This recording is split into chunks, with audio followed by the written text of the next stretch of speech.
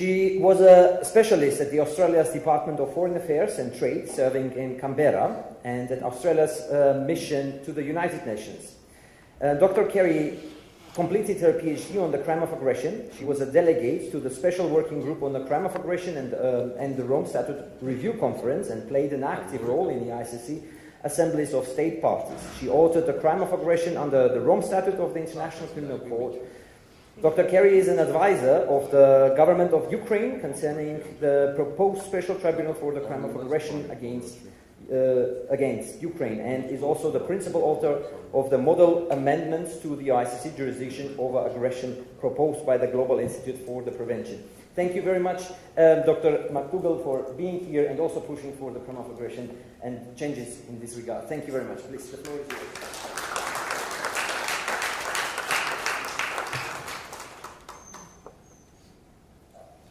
Thank you very much, Gergen. It's absolutely wonderful to be here in Armenia, and let me take this opportunity to offer my warm thanks to the Centre for Truth and Justice for making it possible for me to be here. So my very ambitious aim in 10 minutes is to try and explain how the ICC's jurisdiction over aggression currently operates, before turning briefly to the proposal you've heard about to amend the Rome Statute to bring the ICC's jurisdiction over the crime of aggression into line with its jurisdiction over other crimes. So I suspect most members of this audience will already know how the ICC's ordinary jurisdictional regime operates. The court, of course, has jurisdiction over crimes committed in a situation referred to it by the Security Council. In the case of state referrals or proprio moto investigations, the court has jurisdiction over all war crimes, crimes against humanity or genocide committed on the territory of states that have accepted the court's jurisdiction, regardless of the nationality of the perpetrator, and over crimes committed by the nationals of states who have accepted the court's jurisdiction, regardless of where in the world such crimes are committed. Now, Security Council referrals effectively operate in the same way for the crime of aggression. However, there are a number of unique restrictions that apply in the case of state referrals or proprio moto investigations. The first thing to note is that a special authorisation is needed for an investigation to proceed. So either the Security Council has to determine that an act of aggression has occurred, or the prosecutor must secure the authorisation of all of the judges allocated to the pre-trial division. More consequential are the restrictions on the scope of the court's jurisdiction. First, the prevailing view is that the provision in the Rome Statute that enables states to backdate their acceptance of the court's jurisdiction can't be used in relation to the crime of aggression. Second, as we've already heard, crimes of aggression involving an act of aggression committed by or against non-state parties are excluded altogether from the court's jurisdiction, even when the other state concerned is an ICC state party that has ratified the aggression amendments. And third, the court's jurisdiction over crimes of aggression occurring between ICC states parties is also curtailed. So under Article 15 bis 4, which you find on the slide here, states parties can opt out of the court's jurisdiction. And here we really get to the heart of things, because in the years between the adoption of the aggression amendments in 2010 and the activation of the court's jurisdiction over the crime of aggression at the end of 2017, a sharp difference of views emerged as to the proper interpretation of this paragraph. The broad interpretation, held by a majority of states parties and experts, is that ratification of the aggression amendments by one of the victim or aggressor state parties is sufficient to give the ICC jurisdiction. The narrow interpretation, championed by a small group of states, led by the US, UK, France, Canada, Norway and Japan, is that both the aggressor and victim state party must have ratified the amendments. And of course, here we're assuming at all times that the aggressor state party has not lodged an opt-out declaration. The resolution of this interpretive question in effect determines whether the ICC's jurisdictional reach is limited to crimes of aggression occurring exclusively between the 48 states parties that have ratified the amendments, or whether that jurisdiction extends to a situation where at least one of those 48 ratifying states is either a victim or aggressor, so long as the other state involved is also a state party and the aggressor state party has not lodged an opt-out declaration. Proponents of the narrow interpretation argue that the article we see here, 15 bis 4, must be read together with the second sentence of Article 121.5. Article 121.5 is the provision under which states parties decided the aggression amendments enter into force. And in the context of other amendments, states parties seem to have agreed that the second sentence of 121.5 requires ratification by both the territorial state and the state of nationality before the ICC can exercise jurisdiction. Proponents of the broad interpretation deny that the second sentence of 121.5 applies. One of the main arguments in favour of that view is that the text of 15 bis 4 is inconsistent with that second sentence, such that 15 bis 4 must be applied as the lex specialis. And I think this is undoubtedly the better view. This interpretation is more faithful to the ordinary meaning of the terms of Article 15 bis in their context and in light of their object and purpose. It's also the only interpretation that is consistent with the fact that in the lead up to the aggression amendments, one group of states wanted the ordinary jurisdictional regime found in Article 12 to apply, another group of states wanted the 121.5 opt-in approach to govern the amendments. The opt-out compromise that we find in paragraph 4 was the deal reached to bring those two sides together. No state in Kampala or in the lead up to that meeting was arguing in favour of opt-in plus opt-out, which is what the narrow interpretation represents. Now, going beyond that very brief overview to explain the arguments that support this conclusion is complex. It requires a really detailed analysis of the text of 15 bis, the resolution under which the aggression amendments were adopted, and the negotiating history. So if you're interested, you can read the 51 pages of my book dedicated to this analysis.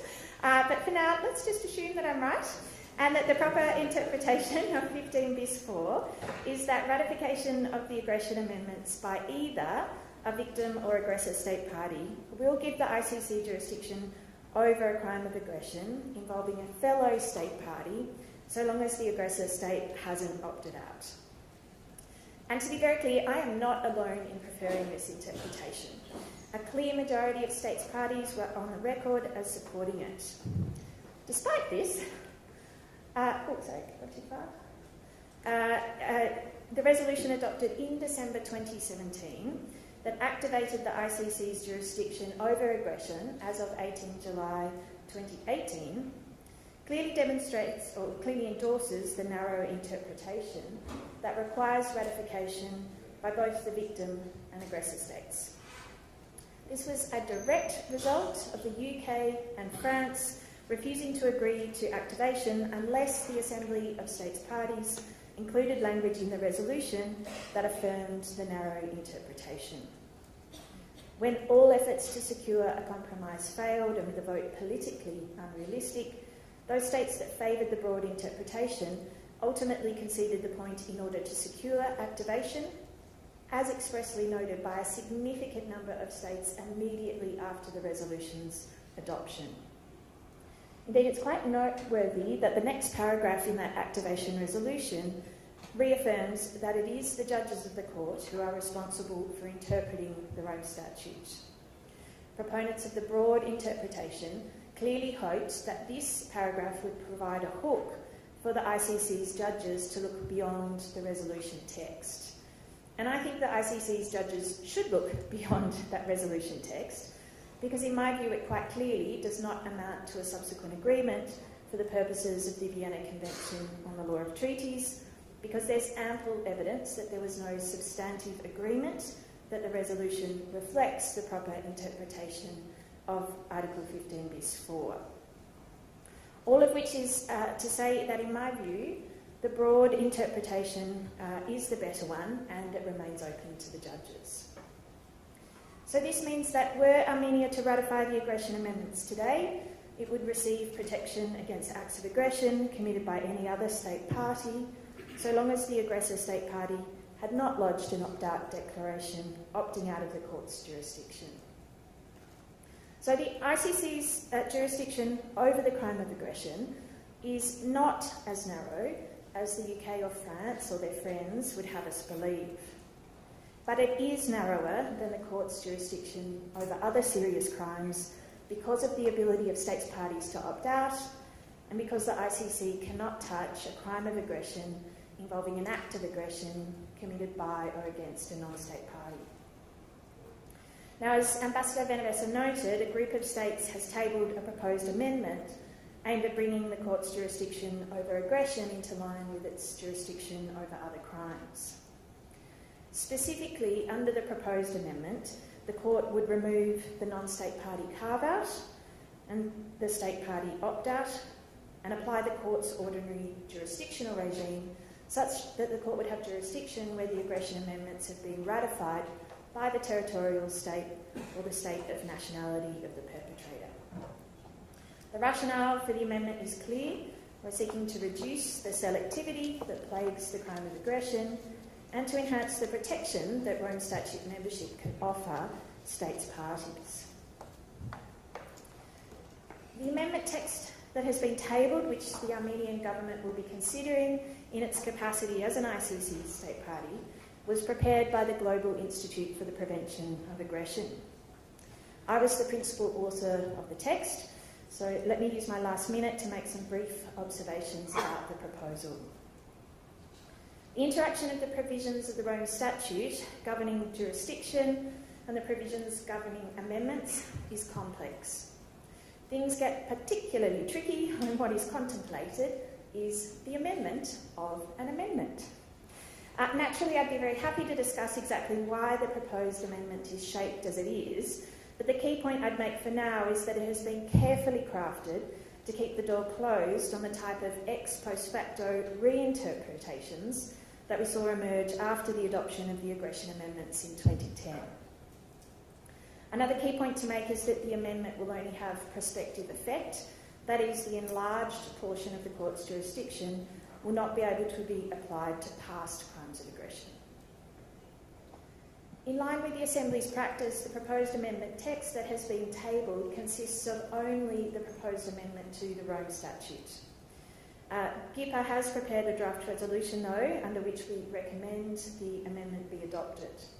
And that resolution addresses a number of technical issues, including the impact of the proposed amendment on states, parties that have already ratified the aggression amendments, and the fact that other states will only be able to ratify the amended version of 15 bis. Here in Armenia, you will be acutely aware that we've recently witnessed egregious violations of the prohibition of the use of force.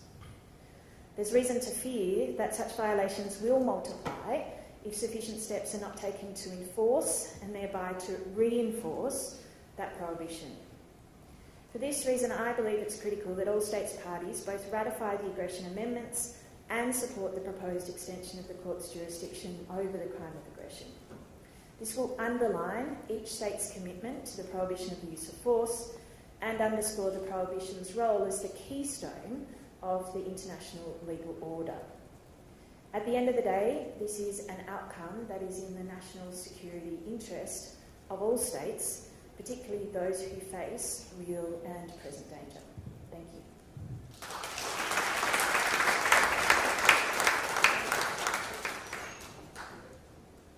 Thank you very much, Dr. McDougall. Now we are moving to the interactive part of our panel, to the Q&A session. Just to remind you, I have a lot of lists here with questions, so continue writing the questions and handing to our volunteers. They will just give it to me.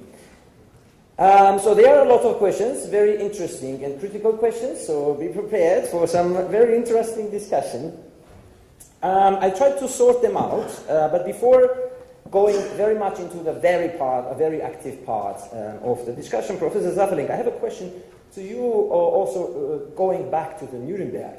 You mentioned in your speech that there is a Nuremberg principles, there is no impunity, impunity for international crimes, and it was established by all great powers in Nuremberg. However, we see that all these great powers after Nuremberg started different aggressive acts in different parts of the world. And I remember that in 2011 or 2012, the Minister of Foreign Affairs of Russia appeared in Nuremberg and had a speech in Nuremberg. But after 10 years, he started with his government and his team an aggression against Ukraine. So what has been changed after the Nuremberg that the countries started really to fight against each other again?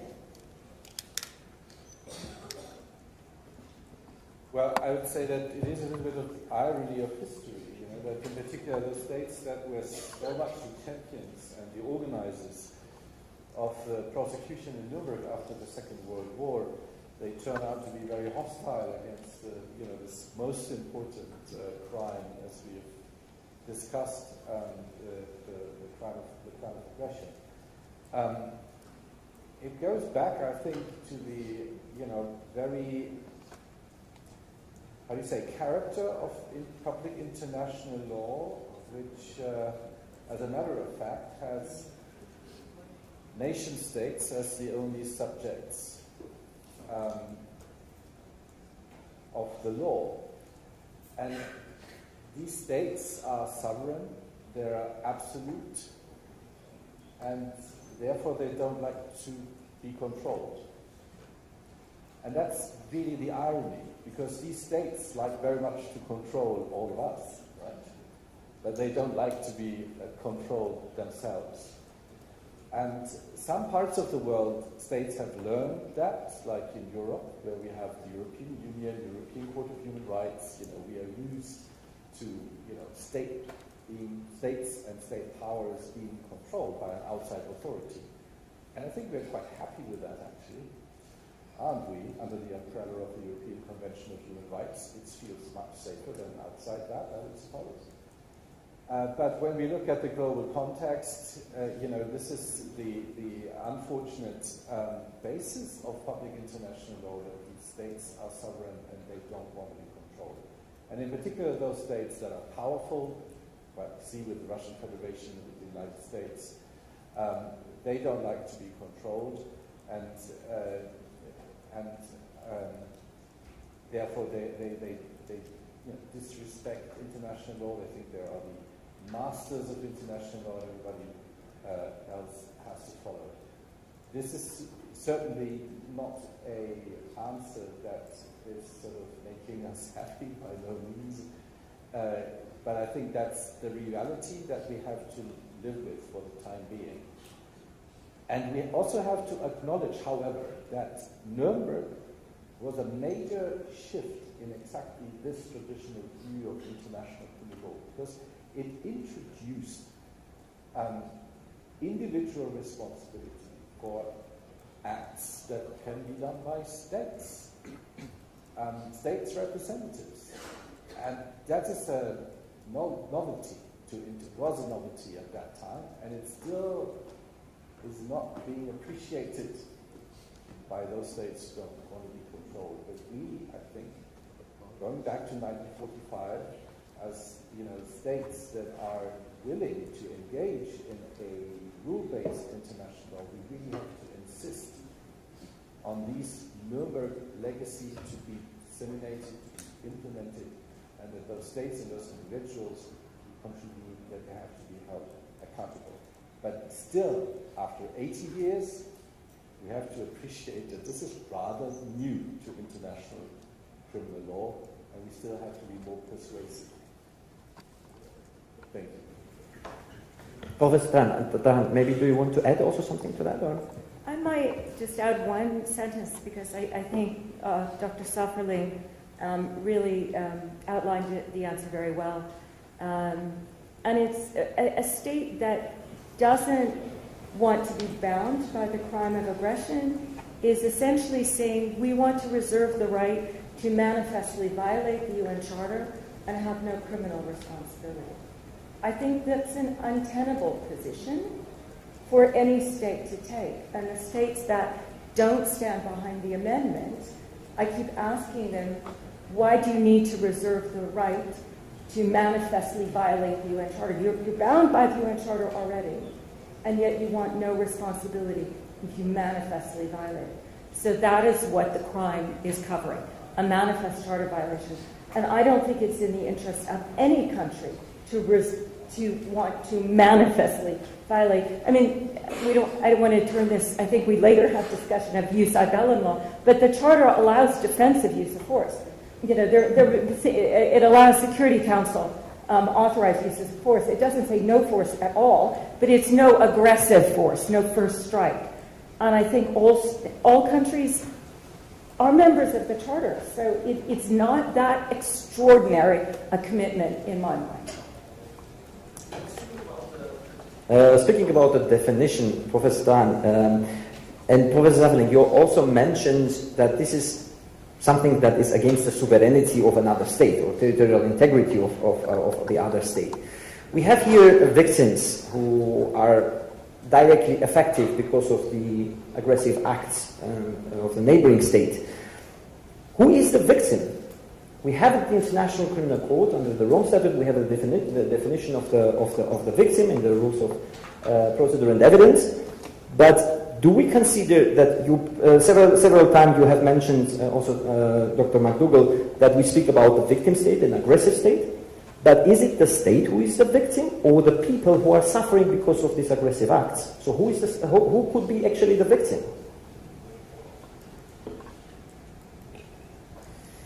I mean, in this very close-knit world of experts who engage on the crime of aggression, and it's very common to talk about the victim or aggressor state. The first point to be clear is you can have multiple victims and multiple aggressors. But to your precise question about whether it's individuals or states, I think it is, you know, from a jus ad bellum point of view, you have both. But from a Rome statute definition of victim perspective, quite clearly it is individuals. And I have written at length about the fact that I think that is going to completely overwhelm the court, particularly if we have a large-scale act of aggression leading to prosecutions for the crime of aggression. And I think it's an issue that ICC states parties need to think about for future reform, because I think, you know, potentially you have the entire population of a state like Ukraine are victims of the crime. And I'm not sure that that would really be workable from a procedural point of view before the court. Thank you very much.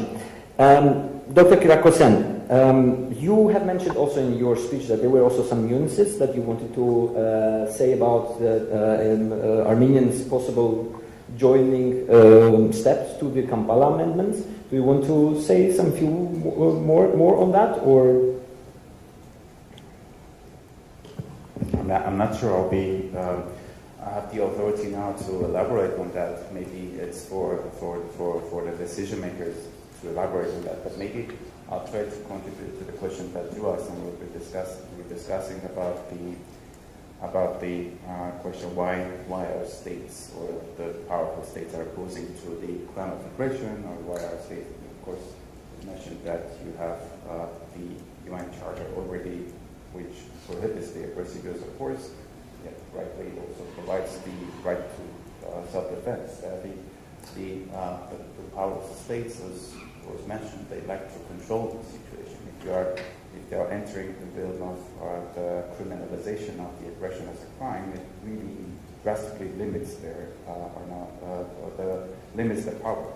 Exactly, limits the power, because that's why because it's comfortable for the powerful states to stay in the realm of the UN security forum, because you have the Security Council with the P5 membership status, which really gives them a lot of leverage with regard to definition of aggression or qualifying actions of aggression. So they have the control of the situation. When they ratify Kampala, when they agree to aggression as a crime, now. They lose the control. They exactly lose the control. I think that's exactly this critical part that I think defines why the question, or answers the question why. And that's the thing. And I think there is maybe there is kind of a tension between the UN security structure and the Kampala crime of aggression, because the crime of aggression is, as famously said, is a child of jus ad bellum. It's the continuation of jus ad bellum as a crime.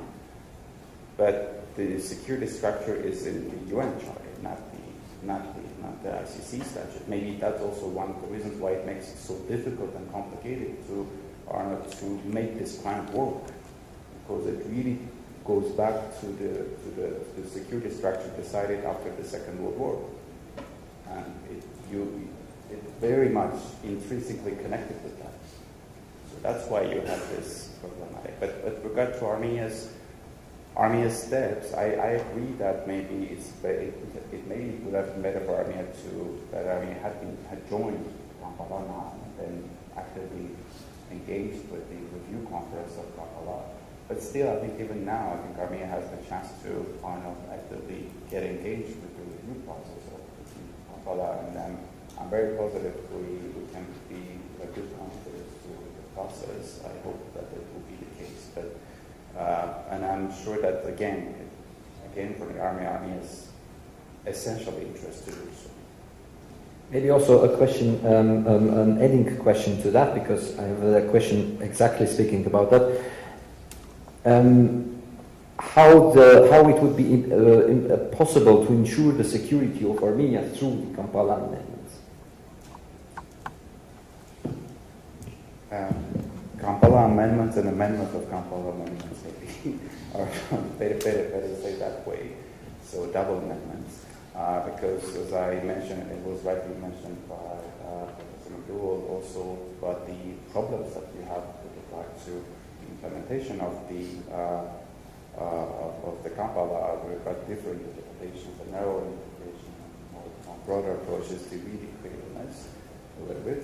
I think my understanding, but even I think the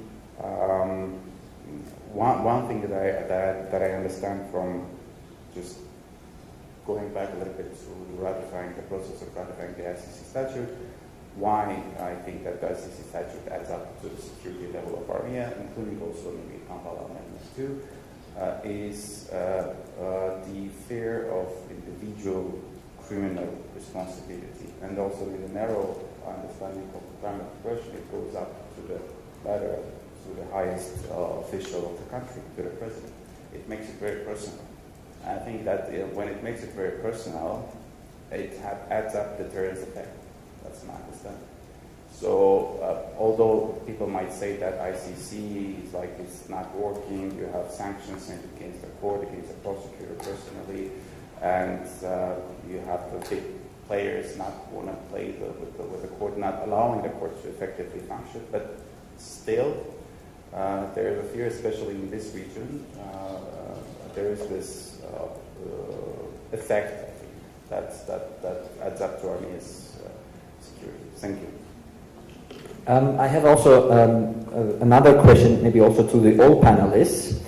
Given the impending review conference that may hopefully change the Kampala amendments, why should Armenia then ratify Kampala now rather than if the conference activates the jurisdiction, so the changes happen?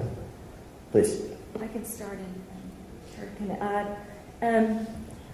Well, a lot of the negotiations right now are only open to states parties.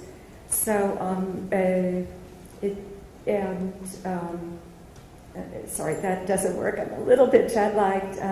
Armenia, could play a constructive role now. We very much need their voice in order to do the fix. I think East Timor ratified last week, and I think it's a wonderful show of support for the Rome Statute system, for the crime of aggression in particular. We can feature East Timor's voice at the UN and why they've chosen to ratify, and particularly going into the negotiations. I don't know how quickly this could be done, but it would be a powerful endorsement of the rule of law and endorsement of the crime in helping us try to do the fix of jurisdiction.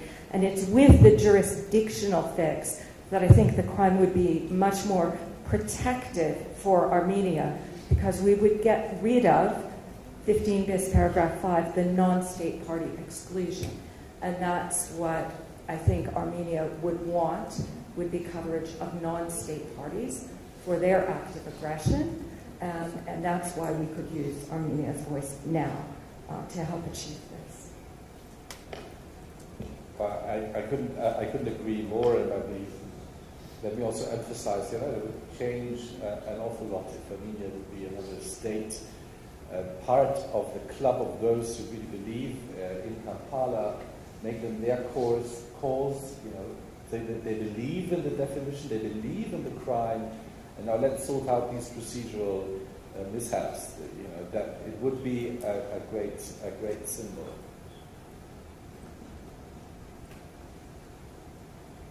Then I will move to the next question, and one of the questions. You wanted to add something? Please go ahead. Look, I'm going to be the voice of the ever-practical, pragmatic former government lawyer, and I would say that, in the Australian system, we probably couldn't have got through ratification, in the next 3.5 weeks. So I guess what I would say is we don't know what the outcome of the special session will be. It may, this may be the first push or effort. I mean, obviously, we're very hopeful that states will support the proposed amendment. I guess I would add that if we are not successful on this occasion, I would still recommend ratification of the existing Kampala amendment to Armenia, and then to join with us to keep trying to broaden the court's jurisdiction. So continuing with this special topic, considering that the US, Russia, they are not member to the ICC, but both of them are trying to attack International Criminal Court and all member states around the ICC. What is their role in blocking the July review conference? I don't know. There is an arrest warrant against some members of the International Criminal Court. There are sanctions against the ICC. And seeing that this may happen in July in New York, where some problems are also a little bit problematic there. So what is their role in this whole review conference of these great powers? So I can start this off. So far, preparatory work for the review has been in the special working group on amendments, which is only open to states parties. And we do already see the opposition in that forum. It has been UK, France, Canada, and Japan. And they say the review should be used for kind of a stock taking of states. Have you had trouble ratifying? What's your experience ratifying? And we kind of evaluate where we are. It's a little bit like the stock taking in 2010, where they spent the first week of Kampala, let's look at our system of the field of international justice. So we kind of have a deja vu, we can just stock take and not reach the topic at hand. So we see our opposition, but I think our schedule is going to give some room for that discussion and then reach the topic at hand. So we don't, at the moment, have non-state parties in the room for the negotiations, which is not to say that non-state parties can't influence negotiations even when they're not in the room. We certainly saw that in Kampala. And can potentially anticipate that as well. This is a difficult endeavor, okay? It's a really difficult one. In Kampala, there were so many, and it's really, not to be too simplistic, but it is smaller states on the geopolitical stage that see the crime of aggression as protection for them. And in Kampala, we had so many of these smaller states together. But in truth, it's difficult because not all of the delegates who were there in 2010 are still the delegates of today. And we have to kind of rebuild this coalition of smaller states to say, we want this crime because we don't want to be the victim of oppression. So that is the challenge. We just had one thing from the perspective of a former delegate to the Assembly, and that is I think it's actually very important that Assembly meetings and the special session will be open to non-state party participation. Because ultimately our hope is that states like my state Australia, like Armenia, will lead by example and will ultimately convince states like the United States and Russia of the benefits of joining the Rome Statute. So I think it is really important to include them in that conversation. And ultimately, at the end of the day, it is potential that this will go to a vote to try and build a coalition of states, as Janice mentioned.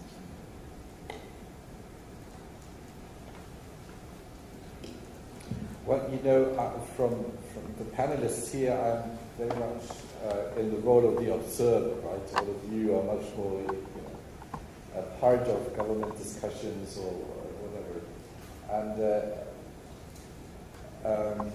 it is a very critical moment in history, I would say, this year and this special assembly of states, because we do have a chance to do right what went wrong in Kampala. And what strikes me the most is then, as you said before, we have a fine definition of the crime of aggression, and it makes sense, it's logical, it's somehow even easy to understand. It's at least easy to teach my students, and then, I like these sort of norms that are easy to teach to students. They can understand that. Then what they don't understand is the procedural, jurisdictional triggers that are involved. So by the end of the day, you see, well, actually, it's not meant to be applied ever. When you look at it very closely. And that's fine, because in 2010, maybe one was of the opinion, we are living in a different world. Crime of aggression, one state attacking the other, this will not take place. We have maybe other issues with asymmetric armed conflicts in Afghanistan, Syria then, and other places.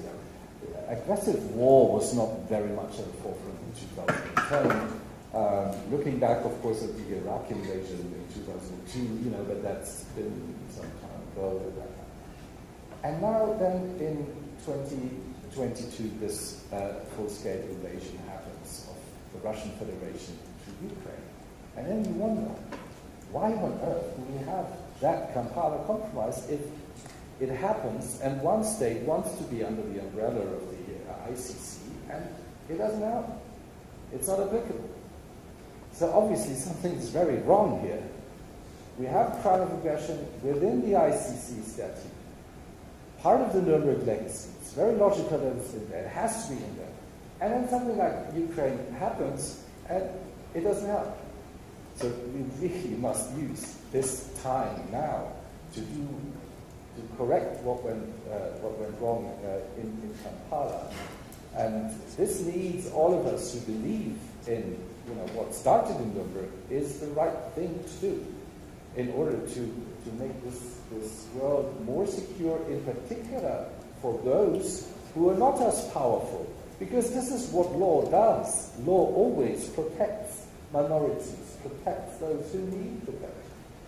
So we really, as states who believe in rule-based international law, must really assemble here and put all our strength together and must not be irritated by these sanction threats that come from the United States government.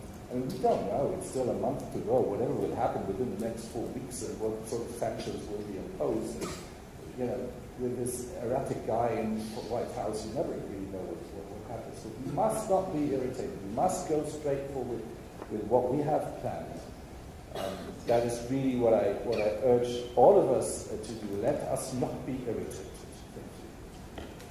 I just wanted to add one thought.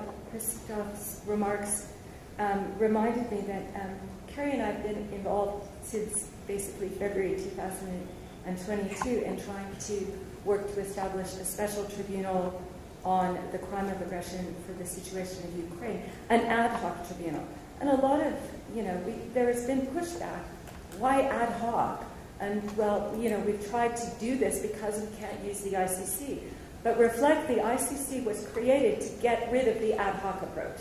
Before ICC, we had the ad hoc tribunals. And ad hoc yes, it's good in the situation country, but then it leads to selectivity because you have certain ad hocs and not other ad hocs. And then you say, well, why an ad hoc for Ukraine, but not in other situations? So that is why we have the ICC. That is why the crime of aggression is in the Rome Statute. It was intended to be at the ICC, so we don't have to set up ad hocs. Then we move to a very similar question to that. So what role should regional organizations like EU and Council of Europe or other regional organizations play in prosecuting crime of aggression when international courts are slow to act? You want to pick the question? I mean, I guess it immediately brings the Ukraine Special Tribunal front and centre. And I would just say, for my money, there is no way of giving the ICC jurisdiction over, the crimes of aggression committed on Ukrainian territory that predate any enlargement of the ICC's jurisdiction. Politically, I think it is absolutely unrealistic that states parties would agree to retrospective jurisdiction. And while I respect very different views on this, I also think it would be legally problematic because I think the definition of the crime of aggression under the Rome Statute is in fact wider than the customary definition of the crime. So I think that would create problems with non-criminals in lege.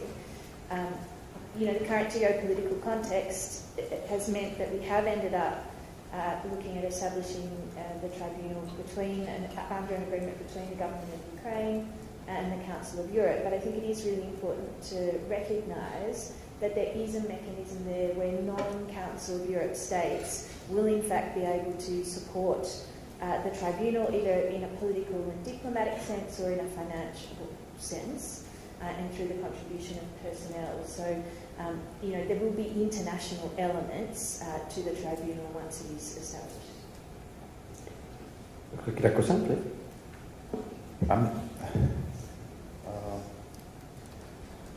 The question was what role would the regional organizations like EU play? I'm not very sure where they have or they should have any role to play. That's my understanding of this because I think what we have here, why we go back to a special tribunal now, because we have a crisis in the system. Because you really have a system that is not functioning. So you're going back. Step back, you're going to step back in history to the previous situation of the international criminal justice and the way that it was structured, the post-factum ad hoc tribunals created after the commission of crimes. Why? Because we maybe failed to have a good system in Kampala. I don't know what we can do. We can do maybe better to convene or create some maybe or accumulate the political consensus. Try to cure this deficiency because you really need to make the system work. Because I don't think it's effective to go back again to the ad hoc approach because it's good to have the ad hoc approach, but I think it's better to have this permanent system that has been created, that has been, as I mentioned in the beginning of my speech, I mean, this has been an accumulation of the century history, starting from the First World War, and even maybe going back in time, because it's a huge achievement. But I'm also unmindful of the shortcomings. Why it's happening with the crime of aggression, as I told in my speech, because it's not an ordinary crime. It's not like war. It's very different from war crimes against humanity and genocide. It's a very political charged crime, as I said, is very intrinsically connected with the security system of the UN. As opposed to the others. They are also, but this is directly connected. This stems from the Articles of War.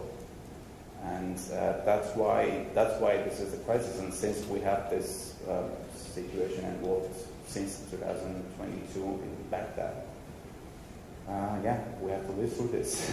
We have to really try to find ways to somehow find consensus and agreements, and I'm also positive that we need to engage the big players because they are needed. There was some point that both the US and Russia were signatories to the statute good times, very short, but who knows? Yeah, thank you. I like your saying that there's crisis in the system, right? But that's probably true for international law altogether. There's always a crisis in the system. And when you look at the UN Charter, the whole architecture of the security, so it doesn't make sense. There are so many gaps and misconceptions there. It's not a conclusive system. International law doesn't ever seem to be a conclusive system, but in particular here, and I've said this before, with the crime of aggression, we have to sort this out. There's no doubt. Concerning the question with the importance of regional instruments, let me maybe paint a bit of a broader picture, because I wouldn't be as critical. When we look at the states where we are, obviously we have not spoken about the Kosovo special chambers. I mean, they are a regional, international regional mechanism, driven in particular by the European Union. It's a running court. I mean, they're prosecuting cases.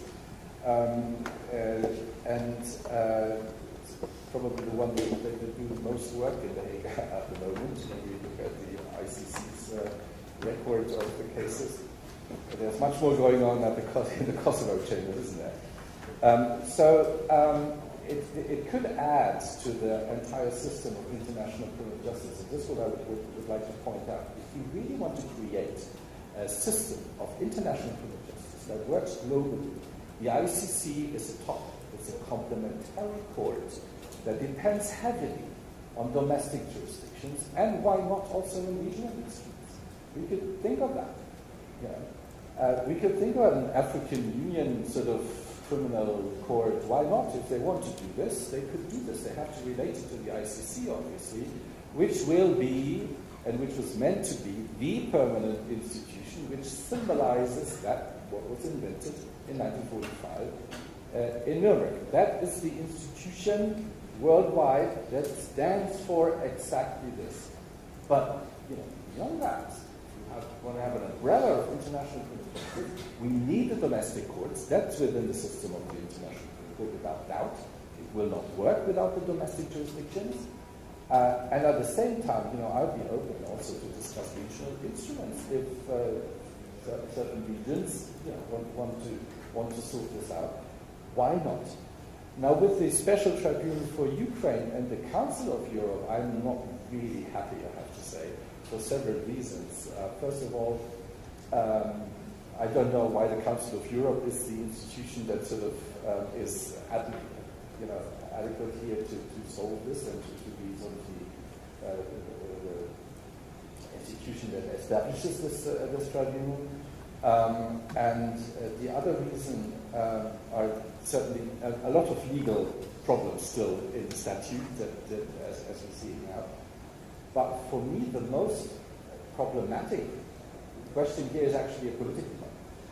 So why do we now, as that we don't have a chance to prosecute the crime of aggression, prosecute those who are most responsible? At the time, now, we don't have a chance to get Vladimir Putin in front of any special tribunal. So why do we establish a structure which might not be fitting when we actually do have a chance to prosecute tribunals? We don't know what the Russian Federation could look like in 2, 3, 4 years. Maybe they would agree that the Security Council refers the situation to the ICC, and there we are. We could prosecute the crime of aggression if the UN Security Council transfers the situation to the ICC. We could have the ICC prosecute the crime of aggression in this situation. So why establish a structure now where we don't know what will happen? And if I remind you of history, in 1943, the then Allied powers assembled in Moscow and decided on a political level that there will be criminal prosecution against Germans for what they did, crime of aggression, the war crimes, and so forth. But they didn't set up a statute then. And they reiterated the political will to do that in Yalta and in Potsdam and other sort of moments in history after that. And only after the war was over, they started to create the IOT. And I could see a little bit of a similarity here. So we should focus on our political will and intention and conviction that we will prosecute this kind of action. And we should state this over and over again, but we don't really need a structure that might then, at the end, prove to be impractical. So Christoph has raised so many questions, but I know we're probably coming short on time. I'll try to be brief. He referred to complementarity. So we normally do hope complementarity will work. Crime of aggression is particularly ill-suited to complementarity because of potential immunities problems at the domestic level. So it particularly is a crime that you need to do at the international level. It's also a leadership crime, and it's proven historically very difficult to get leaders, of a neighboring country in your domestic courts, etc. It's kind of why we do these international tribunals. But to talk about why did made this genocide convention, and which was adopted in 1948, and it entered into force 3 years after that. It was so convincing. As was the Rome Statute. 4 years later, it was entered into force because it had enough ratifications. So it was so convincing to many states that they immediately ratified. If you look at Justice Jackson, I mean, the speeches he gave before Nuremberg and then at Nuremberg, he really made a change. So everybody here in this room should believe that if we put our energy together, we can really change international law, even if, Jennifer, I couldn't agree more, sometimes it takes far too long and it's a very tiresome process.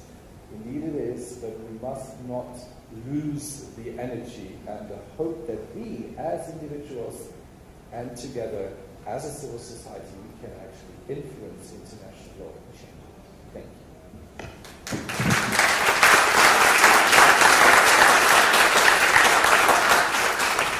That's very impressive. Thank you very much, Professor Safrelink, and thank you very much to everyone in this panel. Thank you so much for being here. Now we are going to the lunch for an hour. For what? For 12? We come back at 2, yes. So we come back here at 2 o'clock. So thank you very much. See you at 2 o'clock.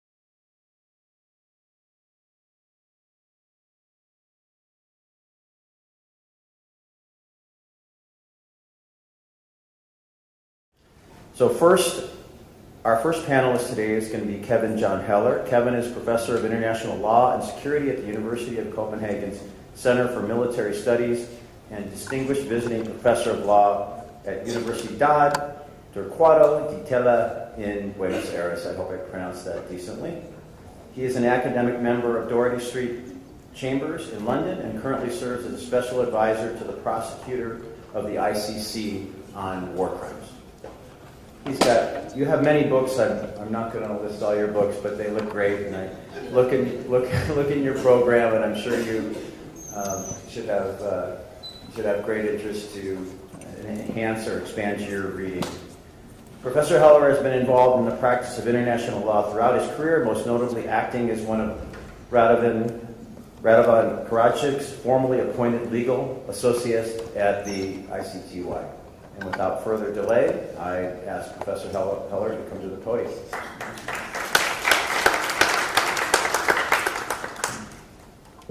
Thanks, Jim. First, of course, let me just say thank you for coming. Thanks to the organization for inviting me. Thanks for it really is an honor to be here. My first time in Vermont in such a fantastic city.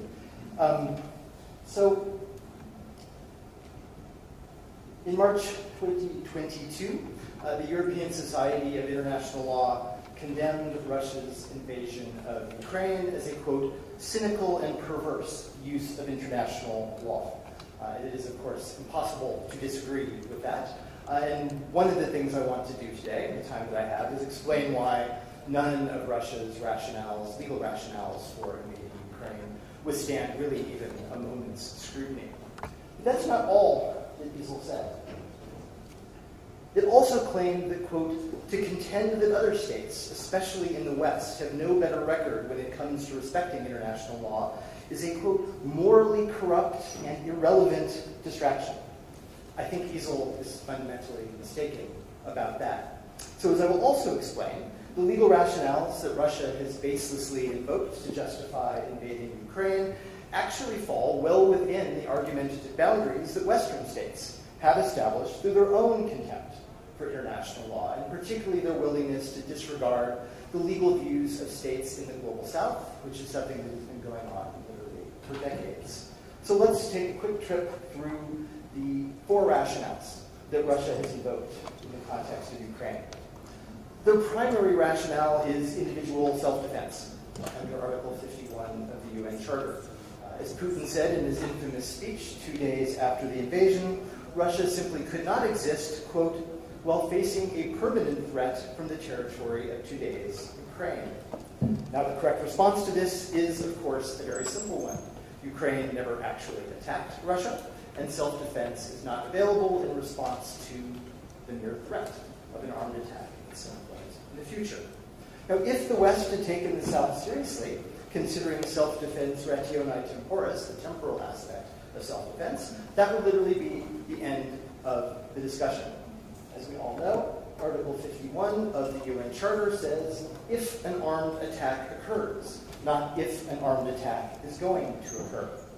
Southern states have insisted literally for decades that Article 51 must be interpreted restrictively as prohibiting any kind of anticipatory self-defense. Anticipatory self-defense, of course, being understood as in response to some kind of future threat, not an ongoing one. So during the drafting of the Friendly Relations Declaration and the UN definition of aggression, a few Western states tried to defend the legality of anticipatory self-defense, but the overwhelming majority of states in the global South insisted that Article 51 meant precisely what it said. Similarly, Southern states repeatedly condemned anticipatory uses of force by the West during the Cold War, probably most notoriously or most notably in 1967 in response to Israel's invasion of Egypt during the Six-Day War. Now, there are a few Western international lawyers, particularly Tom Rees and Christine Gray, who take the position that no anticipatory self-defense of any kind is lawful. But they are very much in the minority. Most Western lawyers, and certainly most Western states, take it as a matter of faith that at the very least, self-defense is available in response to imminent threats. And that is, of course, the famous Caroline standard. Now, if the Caroline standard for imminence actually represented the outer limit of anticipatory self-defense, Russia's self-defense claim would still be well beyond the boundaries of acceptable argument. But the most powerful Western states have not been okay with just leaving it to the Caroline. They've actually gone much further. So consider Israel and the United States. In 1981, Israel attacked an Iraqi nuclear reactor in Osirak while it was still being built. Israel made no attempt to claim that there was an ongoing armed attack. It made no attempt to claim that an armed attack was imminent. It simply claimed that it had the right to act in self-defense because the reactor would eventually, in some unknown years in the future, produce nuclear weapons that Iraq could use against Israel. Now, the General Assembly, to its credit, condemned Israel's attack by a vote of 109 for and 2 against. I'll let you guess who the two are. The 2 votes against were the United States and Israel. Now, that vote did not dissuade the U.S. from affirming the legality of non-anticipatory self-defense 2 decades later in its infamous 2002 National Security Strategy. And then you find very similar language 4 years after that in the 2006 National Security Strategy. And in fact, the U.S. has gone even further in the context of self-defense against non-state actors. So consider, for example, this 2014 statement by a Pentagon spokesperson when asked what threat of an armed attack justified striking the mysterious and potentially not even existing Khorasan group in Syria. I will leave it to you to decide whether that is consistent with use bellum. And so my point is not simply that anticipatory self-defense is unlawful.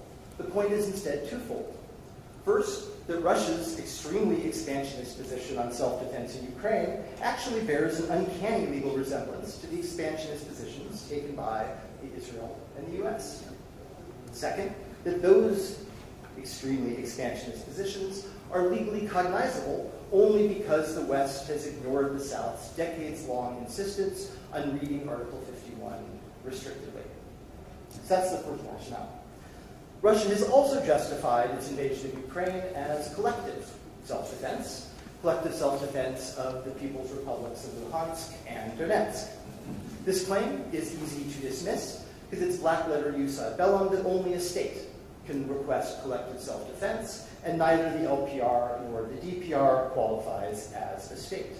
Both are independent of Ukraine only because of Russia's previous unlawful uses of force, and both are completely dependent on Russia for their continued existence. But even here, there is Western state practice that smudges the black letters. Consider the Vietnam War. The U.S. justified its bombing of North Vietnam, Operation Rolling Thunder, as collective defense of South Vietnam against North Vietnam. Now, progressive lawyers at the time argued that South Vietnam was simply not a state because it was completely dependent on the United States. In response, the U.S. acknowledged that South Vietnam, quote, may lack some of the attributes of an independent sovereign state, but it nevertheless insisted that it was, quote, a recognized international entity and was thus entitled no less than an actual state to ask for intervention on its behalf by the U.S. Now, Russia is also hardly alone in prematurely recognizing the statehood of various political entities. To take only the most glaring example, the US, the UK, and France recognized Kosovo's statehood the day after that it declared independence, even though there was no credible argument at the time that Kosovo satisfied the conditions of statehood. And even today, despite the West treating Kosovo's statehood as a fait accompli, simply beyond question, only 101 of the world's 194 states recognize Kosovo as a state, 48 fewer than have recognized Palestine, which has its statehood, of course, resolutely rejected by the United States and others. Now, a third Russian rationale for the invasion of Ukraine is that it is acting to protect its nationals from harm, Russian passport holders in Donbass in particular. Now, states in the Global South have insisted for literally more than a century that they do not accept protection of nationals as an exception to the prohibition of the use of force. In the 1950s, for example, they specifically rejected including the exception in what would become the UN definition of aggression a couple of decades later.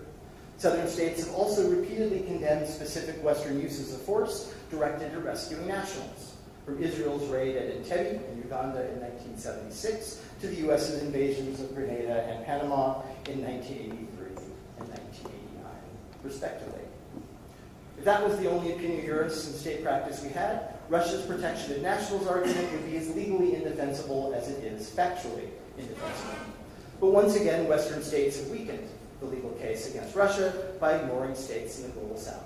In the multilateral forum just mentioned, and from Entebbe to Panama, Western states, particularly the US, the UK, Belgium, France, and Israel, have repeatedly insisted that using force to protect nationals is in fact an inherent part of the right of self-defense. Now, the fourth and final rationale for the invasion of Ukraine, perhaps the most notorious, is humanitarian intervention. We heard some of the speakers talk about that in the last panel. To quote Putin again, the purpose of this operation is to protect people who, for 8 years now, have been facing humiliation and genocide perpetrated by the Kiev regime. Suffice it to say here that no state in the Global South has ever affirmed the legality of intervening for ostensibly humanitarian purposes without the blessing of the Security Council, and more than 140, including the entire non-aligned movement, have explicitly and repeatedly condemned such intervention as unlawful. Now, unlike many Western scholars, nearly all Western states, including the US, actually agree with the South on this point. But even here, there are exceptions. At various times, the UK, Belgium, Denmark, and New Zealand have each claimed that unilateral humanitarian intervention is, in fact, lawful. Those claims themselves weaken the legal case against Russia's invocation of that doctrine. And then, of course, there is the elephant in the room, which would be NATO's unlawful intervention in Kosovo. The Independent International Commission for Kosovo, so international that one of its 10 members was from Africa, Latin America, or the Middle East, infamously described the intervention as, quote, illegal but legitimate.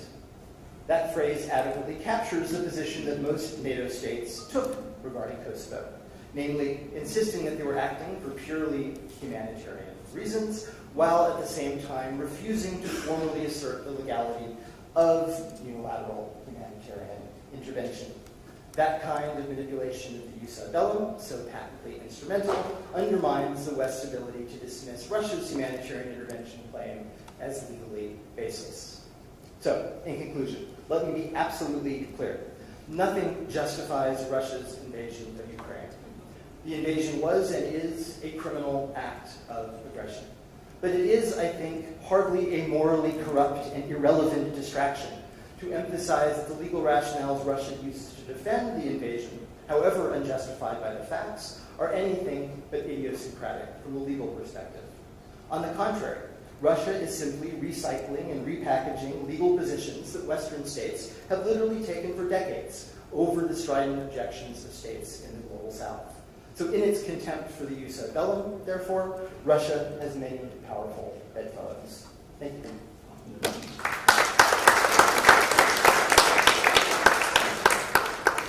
Thank you, Professor Heller. I'm sure we'll have a lot of questions for you at the end.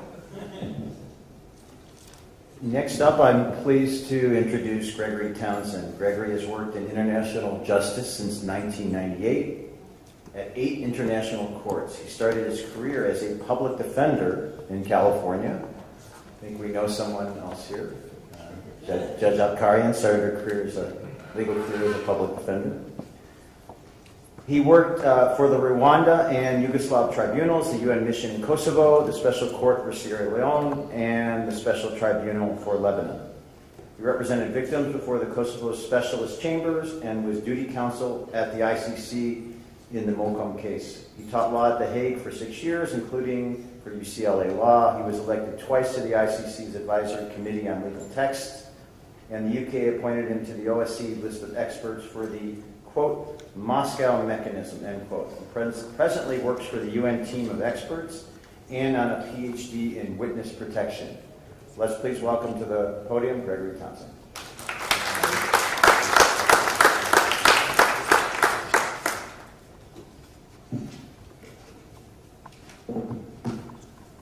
Good afternoon, everyone, friends, colleagues, excellencies. Thank you, first and foremost, to the Center for having us and bringing us in. It's a real honor, a real pleasure, beautiful venue. And I have to say that I'm speaking in my personal capacity here today. I'm sure others are as well. I should have mentioned that. Tick box. I apologize, we have a mantle here, and I want to recognize that. So I am hoping that we will hear some voices from the wide, diverse group that we have here in the question and answer session. I love the previous presentations on large, abstract, and legal concepts, and I'm going to dive a little bit into minutia, and at the same time not try and put you to sleep after a lovely lunch. So I'm going to try and make this a little bit participatory as well. So let me see if I can get this clicker here. So we're talking about not just crimes, but modes of participation. In my particular presentation, I wanted to zoom in on what's the modes of planning and also preparation, because they're particularly relevant and resurrected. I, at the Hague U, was teaching a course on modes of participation, individual criminal responsibility, and up until 2010, planning had died a silent death at the ICC, and it came back. And so I wanted to talk about this out-in phenomena, and I'd be interested in Fernandez, is there anyone's impressions of what happened in the lead up to Rome as well? So, you see the title here. And great.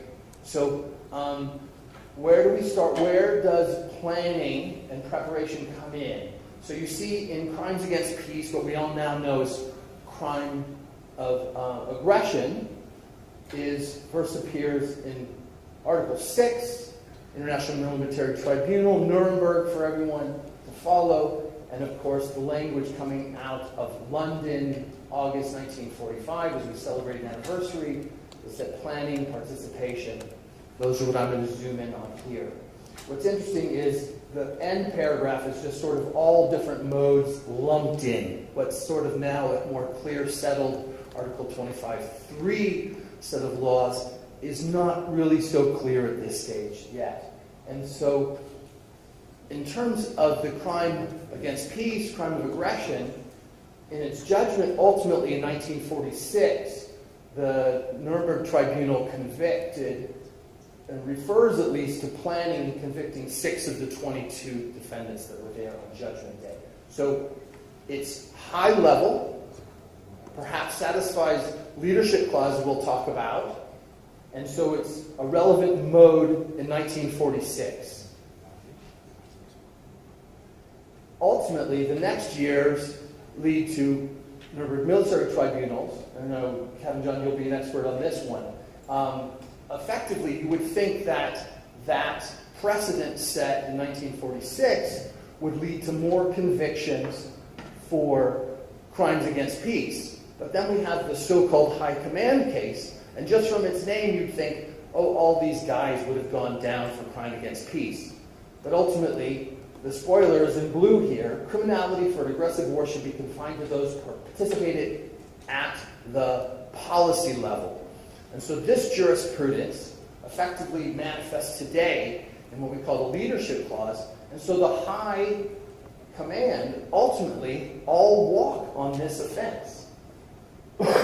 And so you see the language here, and the judges, be them all 3 Americans in this subsequent trial, decide that for the crime of peace, it's not going to be those that are doing anything except making the decision to wage war on a policy level.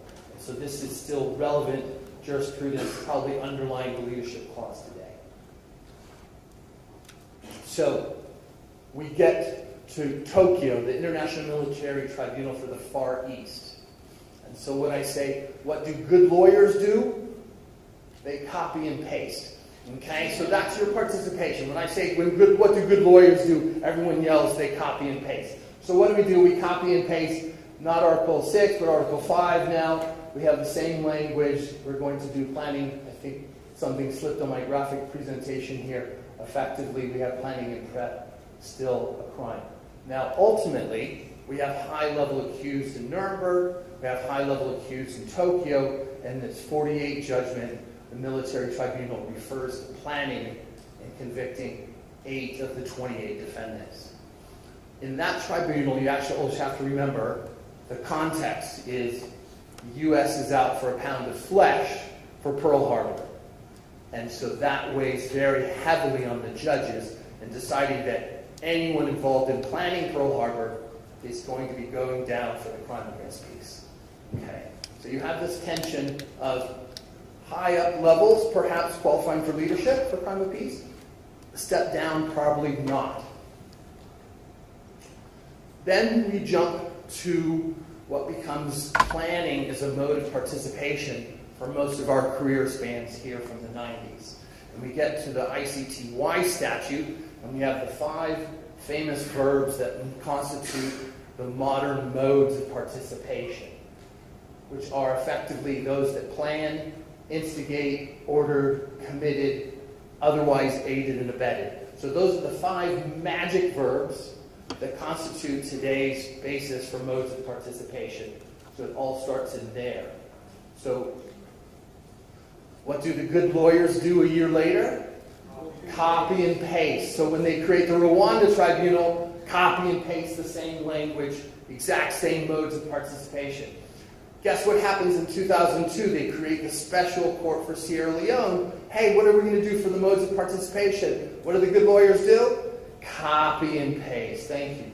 But what's notable here is that none of these tribunals, 93, 94, 2002, Yugoslavia, Rwanda, and special court, include the crime against peace. Okay? So do these modes really relate to our conference here?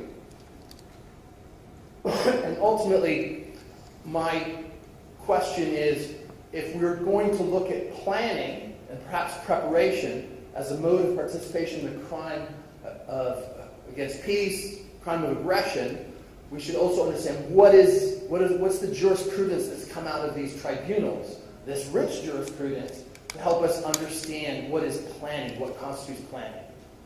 And so, what judges, with all due respect, like to do is they take a synonym and then they decide this is the test. So planning is also designing. So you see the underline here. The legal test is in paragraph 26. This is the leading case, 2004. Those that plan as a mode of participation for individual criminal responsibility on international crimes, it is one or more persons that design criminal conduct constituting a statutory crime that are later perpetrated, carried out in fact, not an in choice crime. Okay? And it's sufficient to show that demonstrate that the planning was a factor, substantially contributing to conduct. In this Cordage case, it was the right mode of participation for this political leader involved in these attacks, because they couldn't really show that he had superior responsibility. He didn't have effective control as a politician over the troops. And so they said his sitting in political meetings that authorized the attack involved him as a planner. So he went down for those crimes as a planner.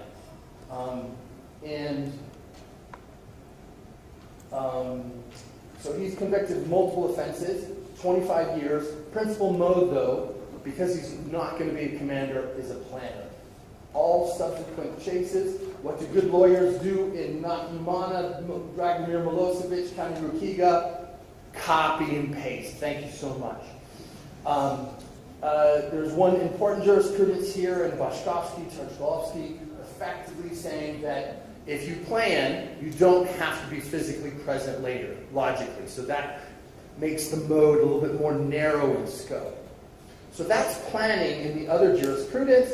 One more case to cite, effectively saying Mr. Kanyarukiga, who happened to be a pharmacist in Nyange Parish, when they bulldozed a church with 2,000 people, and I prosecuted the lead case here, effectively he agreed to the demolition. That constituted a plan. He went down for the planning. He's a pharmacist, a businessman. He's not going to have campaign responsibility or other ways of having individual responsibility attached. So that's planning within the jurisprudence.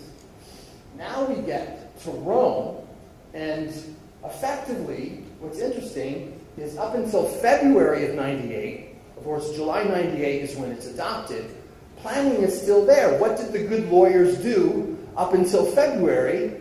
Copied and pasted. But you see it's in this paragraph with all sorts of options. So it's a very fluid situation. What are our modes of participation going to be under Rome? And it was still open for debate up until February.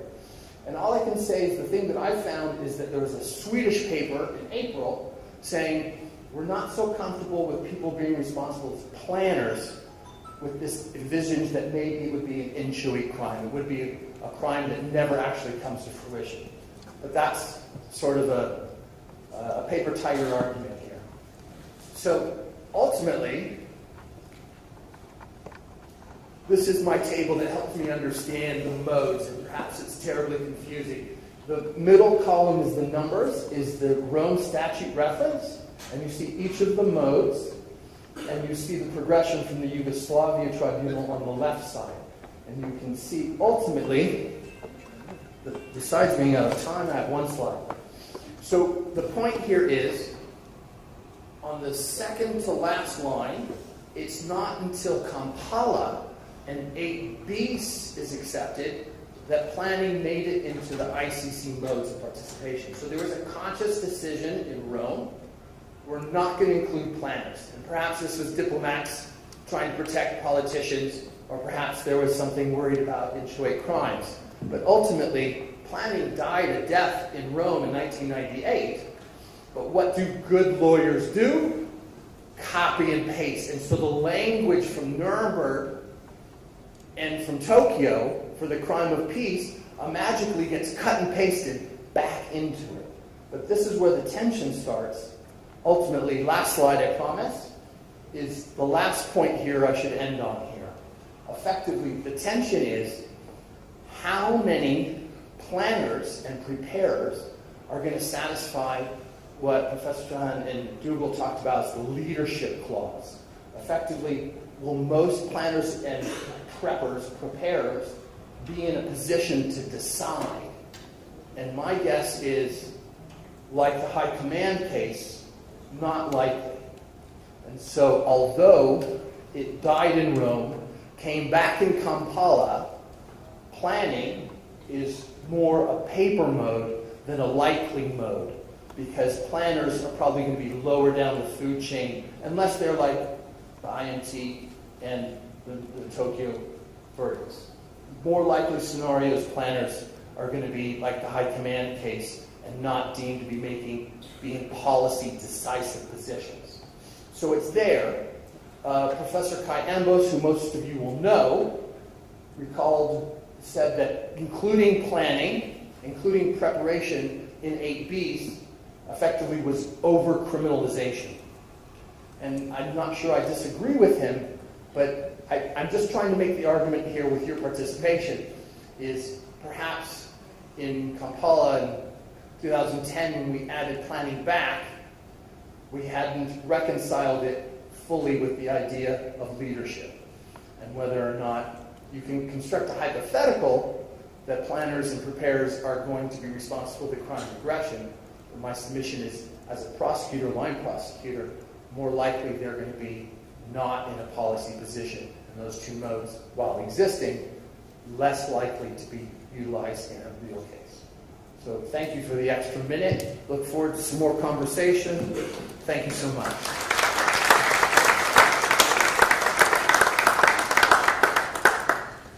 Thank you, Gregory. I wonder if in today's age of AI and machine learning, are they still copying and pasting? Yeah? All right. Okay. All right. I'm not sure where this goes. Forward. There we go. All right. Our last panelist is Dr. Nerses Kopalian.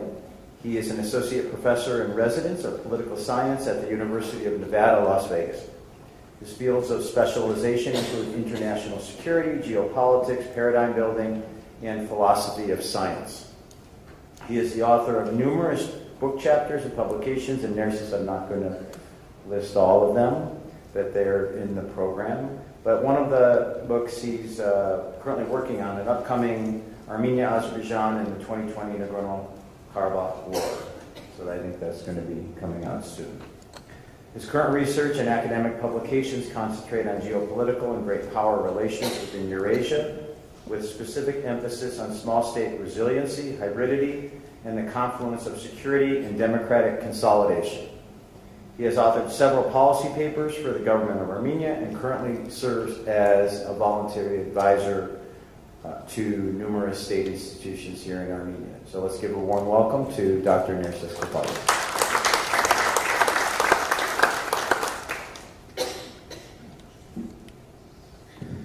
Thank you, everyone. Pleasure to be here. Great organizational work that CATJ has done isn't specific to Yerevan. I've experienced some of the work that they do in DC. We've worked on projects there. all the way to the Hayq and across the transnational structure that they have. And it has done an exceptional job in sort of bringing attention to complex issues that Armenia faces, specifically the violations of human rights and international human law that we have seen in the South Caucasus. Through that lens, I am not a lawyer, I am not an international legal scholar, I am a political scientist, so my perspective is going to be a little different, perhaps a bit of that of a contrarian, to the general paradigm that shapes thinking in the international legal domain.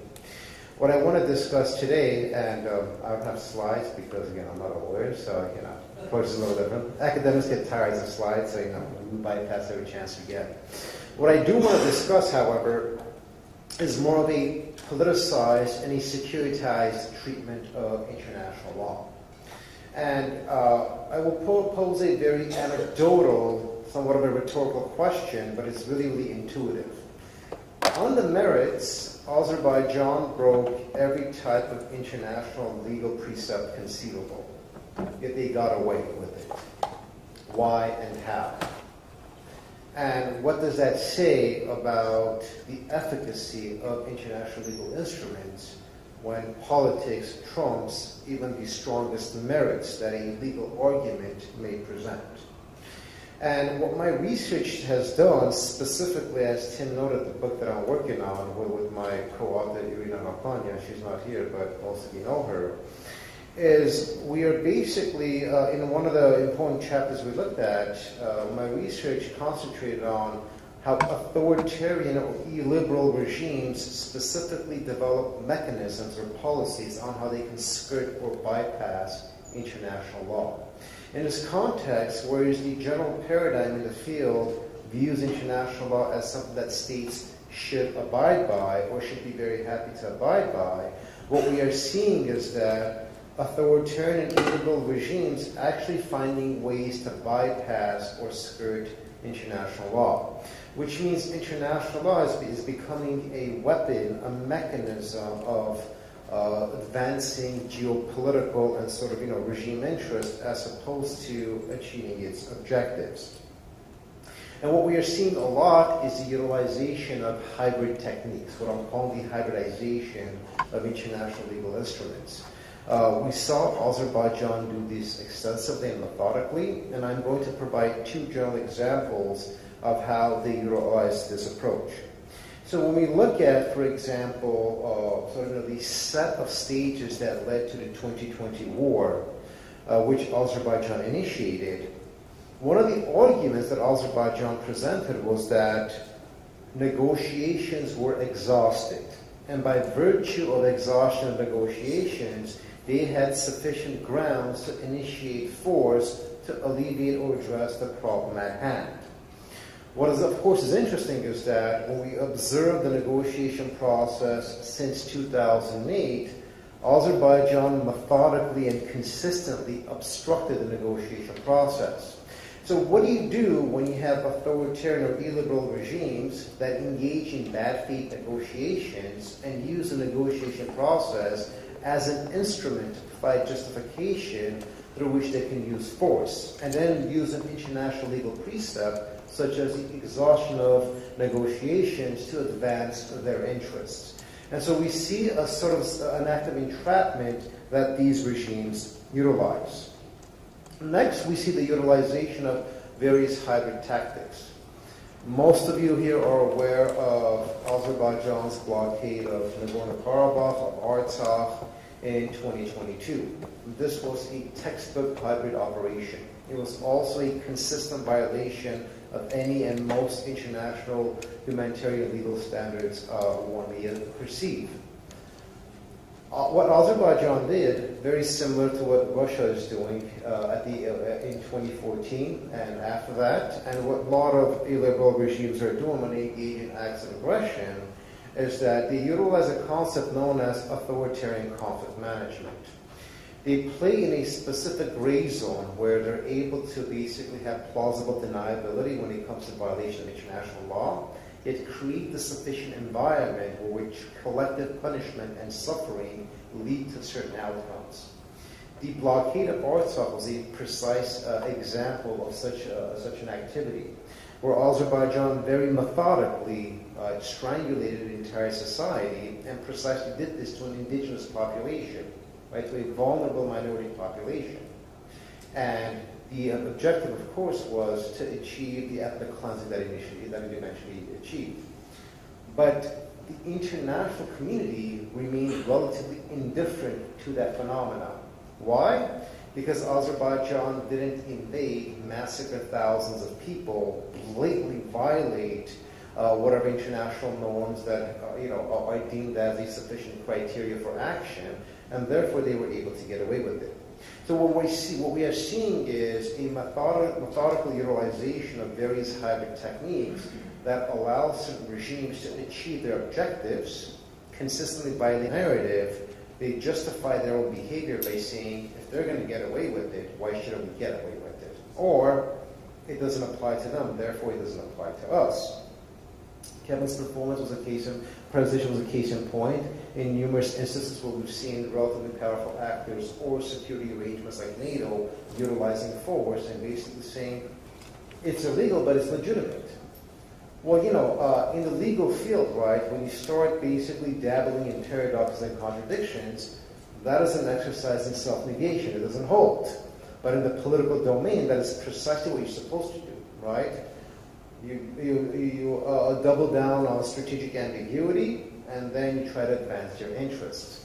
So the larger fear that we're seeing right now, specifically in the region, is that we are observing authoritarian regimes. We are observing countries like Azerbaijan who really are not as concerned about international law or repercussions in violating international law because they have developed a mechanism and an acute methodology where they can bypass or skirt any accountability. And so while we proceed in having this discourse, an important component of this is that the political pressure that is generally absent when small states are involved, or the political sense of relevance that is generally absent when the strategic interests of powerful countries are not involved, that completely changes the dynamics. The South Caucasus is precisely at this point going through this matter. And the one final point I want to make, since I'm running out of time, is that if we accept the fact that states act first to their strategic interests and then pay homage to international law, countries like Armenia begin prioritizing how to construct and develop their foreign and security policy. And we have to be very honest about this. If I have been subjected to oppression, to aggression, and various violations of international law, because I was the weaker actor and my enemy was the stronger actor, assuming someday that I do become stronger, what incentive do I have to abide by international law or international legal precepts if the understanding is that might makes right? And so this becomes a very, very important development and an important way of thinking that is shaping the region. And I'm not certain we're going to be able to basically escape out of that, tautological thinking unless we see some more direct actions from the international community on what we've seen in the last 5 years. I'll stop here. It was a pleasure being here. Thank you very much.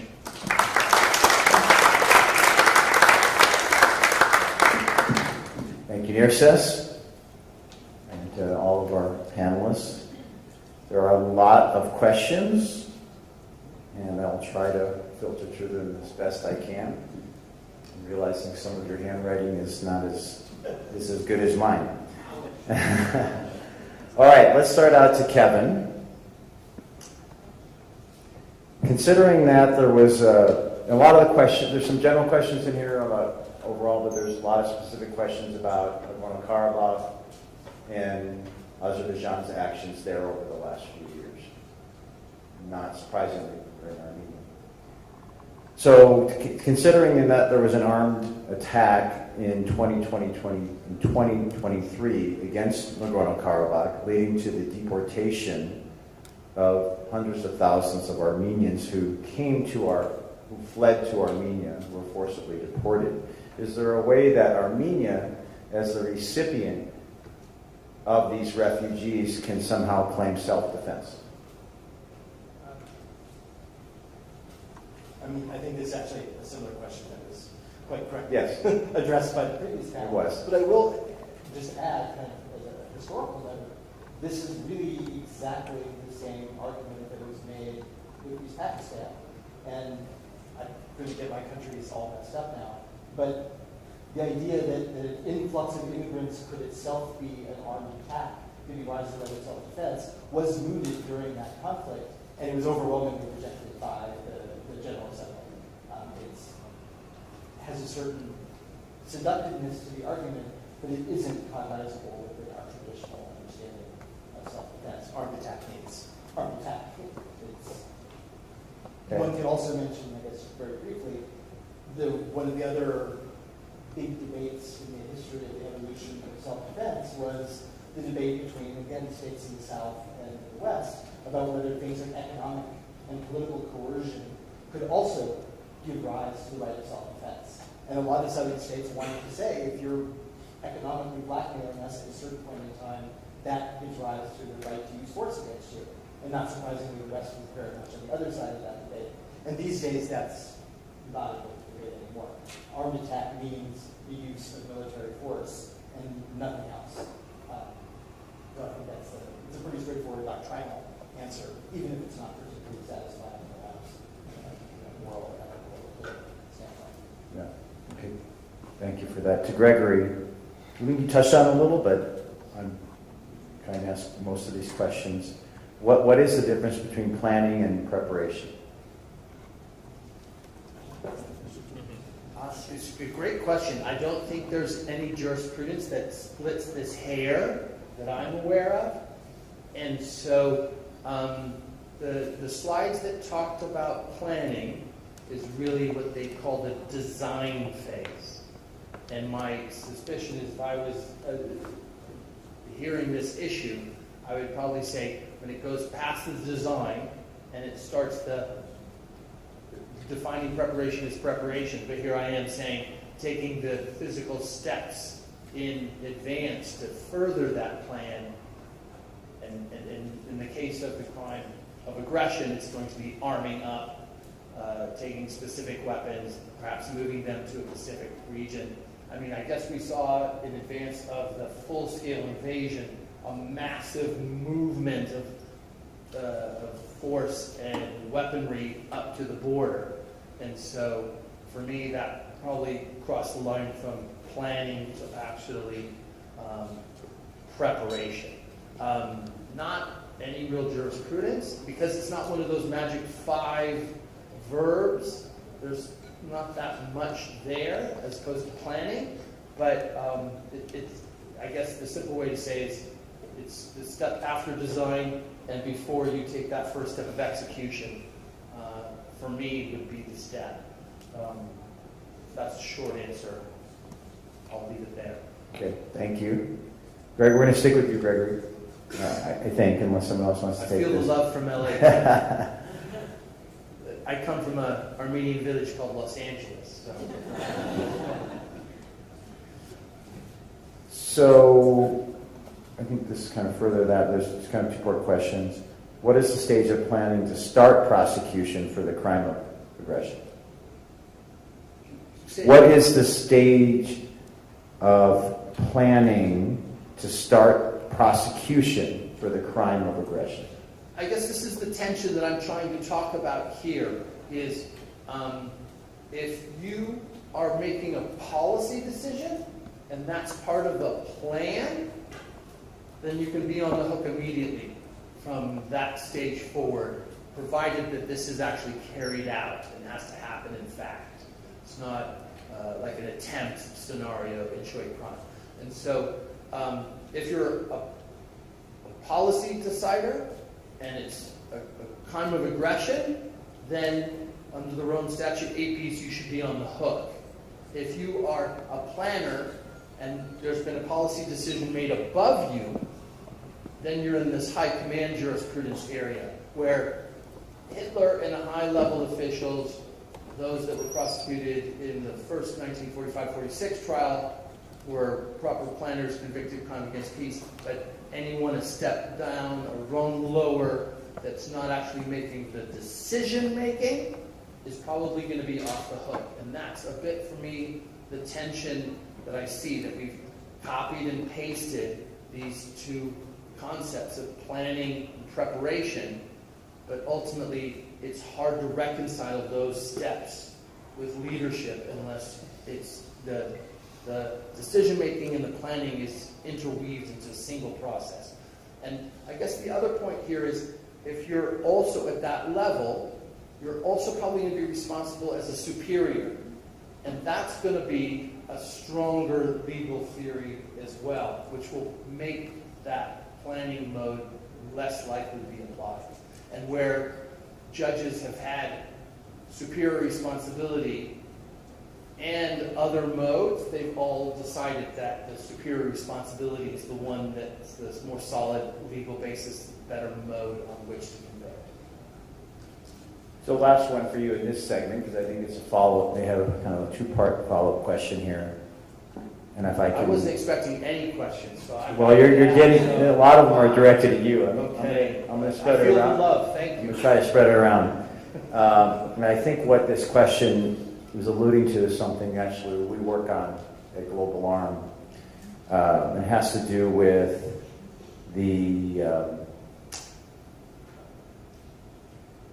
transparent announcements by the Ilham Aliyev, who is the dictator of Azerbaijan, has made no secret of his desire to acquire more sovereign Armenian territory by force. And he's doing this very publicly, well known. He likes to boast about it and brag about it. And so I guess, is that considered planning? And then what can be done to intervene when you have the leader himself, in this case, openly talking about more aggression against a sovereign territory? Let me answer more in the abstract here, but I would say that modes of participation aren't exclusive here. And so if we're talking about a president or a commander-in-chief, then if that person is in a decision-making process, then certainly that evidence that you say that this is my expressed intention to do that would be evidence that there's planning going to happen. But it's also, his role is also going to be probably one of a superior officer in terms of a superior responsibility theory, which would probably be a court's preference. Is he also instigating? Is he in a position to order? And is this a crime committed by a group with a common criminal purpose? So there's several potential modes there. I mean, just from the ad hoc tribunal experience, we would generally, and the defense would loathe this, is we would allege several alternative theories, and then we would see what the judges were most comfortable with. And then again, the result here, if you're talking about a head of state, we're likely directly over his own military apparatus. The preferred mode is probably going to be a superior responsibility. Now let's look at Charles Taylor, head of state from Liberia, never steps foot into Sierra Leone. The judges aren't comfortable with a superior responsibility theory, and the theory that's by here default is that he was aiding and abetting and assisting. He's giving satellite phones, he's helping them with their plans, and so it was, in many people's view, aiding and abetting is a lower mode of participation, but when you have 11 years of crimes, 11 counts, and a 50-year sentence, that mode of participation is good enough for, and secure enough and based enough on the facts. So I'd say you have all of these are arrows in your quiver, and the evidence will drive to which is your best theory. You might allege several theories, and in this case, a head of state over his own forces, the more logical and better theory, if the evidence is there, is probably going to be a command responsibility theory. But these other modes might be there where the evidence is lower. Like the Cordage case, politician involved in the plan, that was, they didn't work comfortable with other theories, and that was a safer one for them. So it's going to be fact-intensive decision-making on the applicable mode. Sorry, that was really long. Yeah, Kevin, you want to say?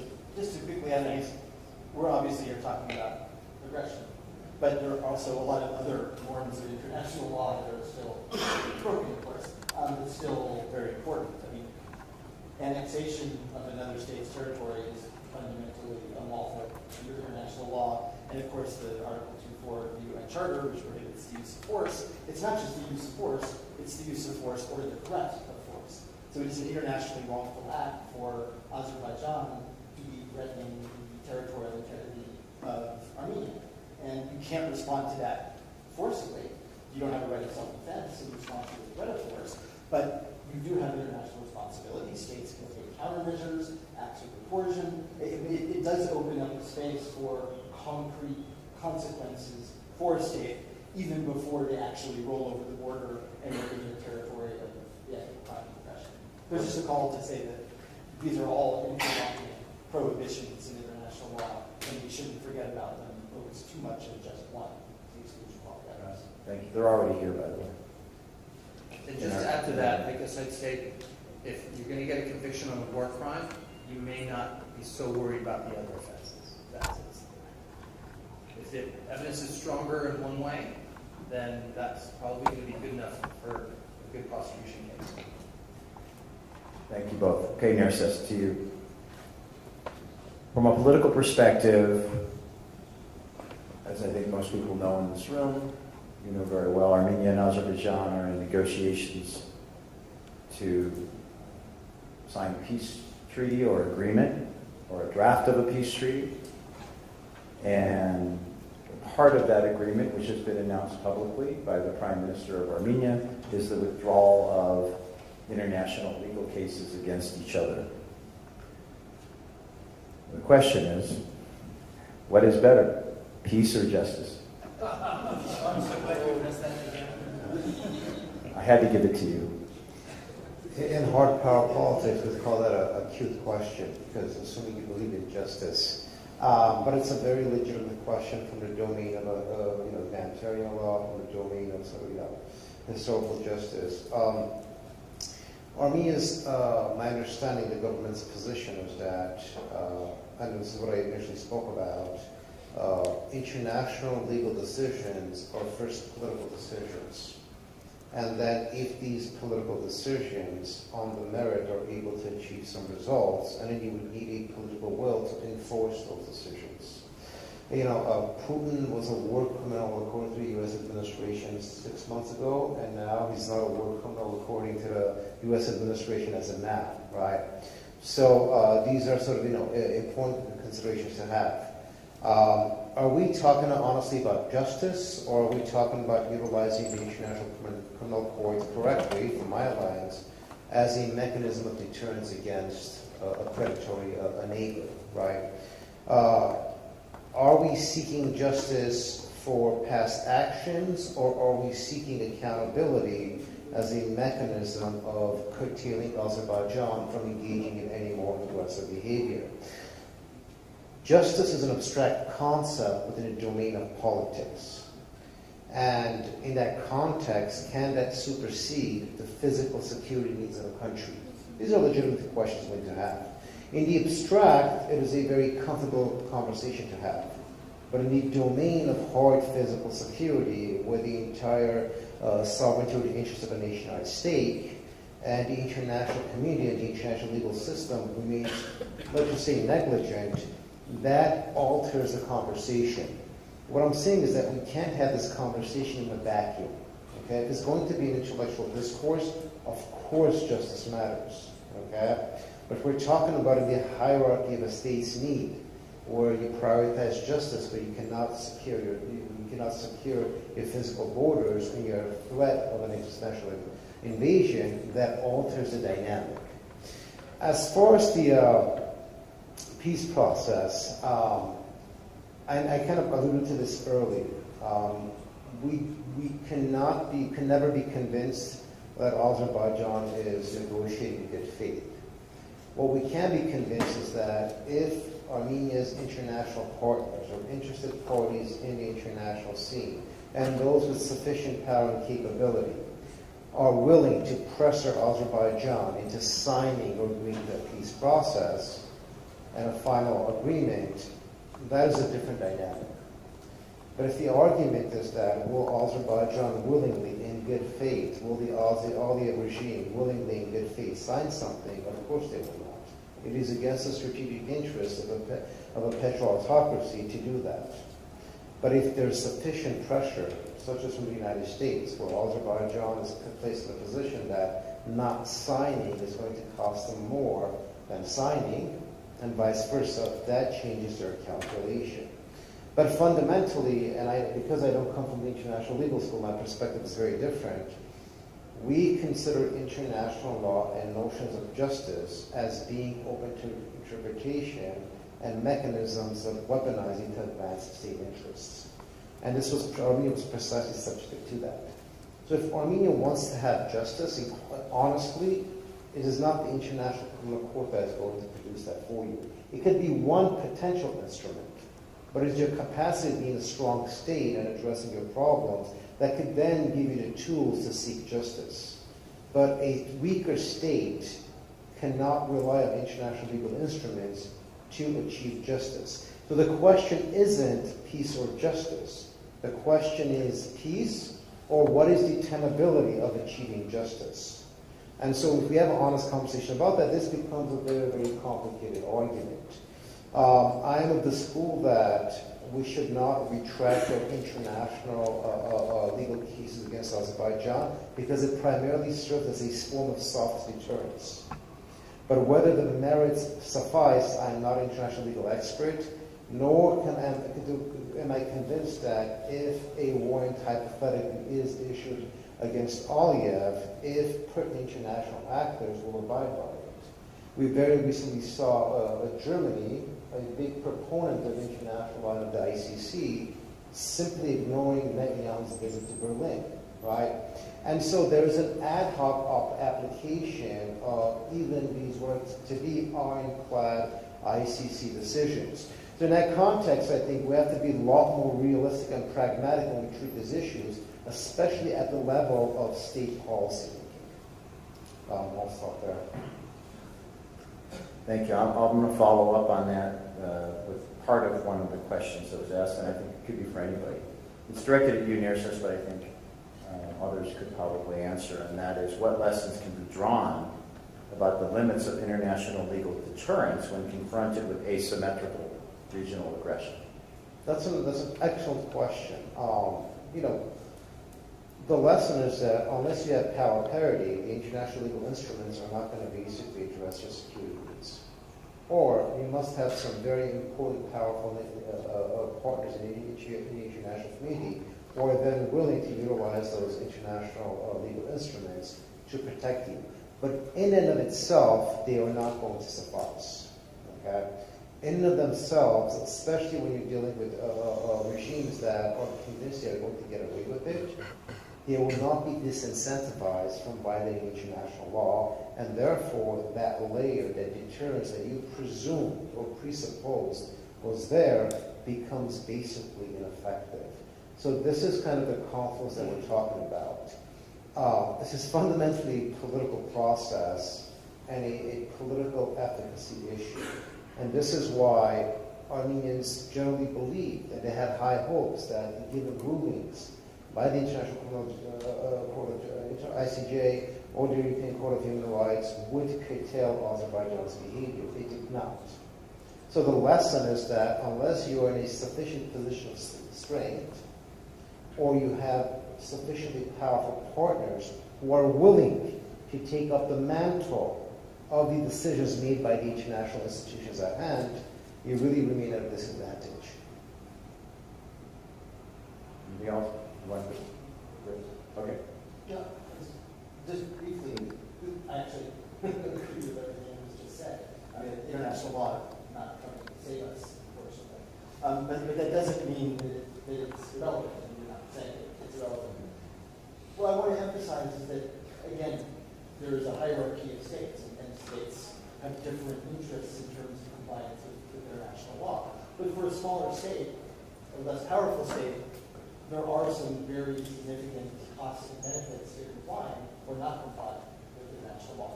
Even a powerful state like Russia, I think it's undeniable that their complete disregard of international humanitarian law has hurt them. I mean, yes, the invasion is the fundamental evil, but it's also the way that they fight.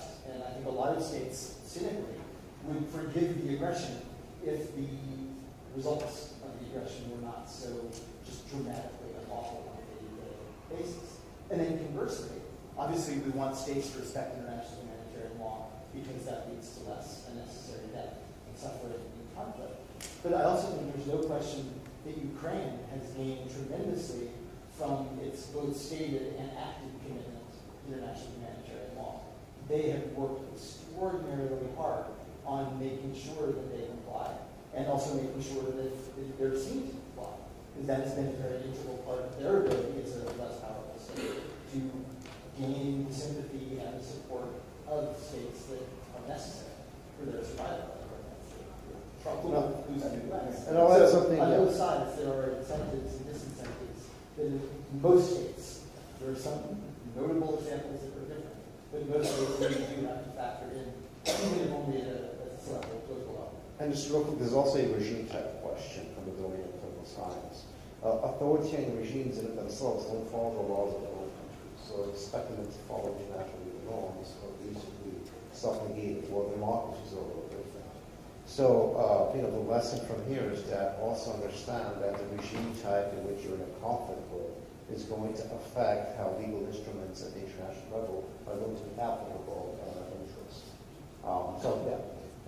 We could talk about Saudi Arabia and all these other countries as well. One powerful countries, as you know, in the hierarchy of interests, have vested interests in those countries. The calculus is very, very different with respect to the applicability of international law. I guess I'd just ask you to zoom out in a big way and look at justice for me as a longer arc, and that we're still dragging out 100-something-year-old Nazis and prosecuting them, and that we will be trying cases from Ukraine and Syria for everyone in this room's lifetime, and that if it took us 50 years to get an international criminal court, and in 25 years we've managed to get 125 states to sign up, I think a lot of the people in the room here are trying to make the court and the proper international criminal justice system universal. And that's the big picture. And we can only get there with these baby steps and the setbacks that we're going to see. And that's partly because of the authoritarianism and just the lack of universality. But that shouldn't keep us from the ultimate goal, which is to have a universal system where there's accountability. Just very quickly, because I saw the reaction of my friends, Professor Strahan and the people. I'm not saying that aggression is unimportant or that it doesn't lead to significant backlash politically, but I also think, particularly from a state level, the visceralness of atrocity is extremely motivating. I think Bucha was really a fundamental turning point in a lot of states' response to the invasion of Ukraine, just the way we weren't really arguing about the use of guns during the Vietnam War. It wasn't really until My Lai that the forces really started to align against the United States to be able to continue that conflict. So I don't want to overstate the point. So there are a lot of questions that clearly there's an intersection between law and politics, and I think what we see is that a lot of international legal decisions are made under the auspices of political actors.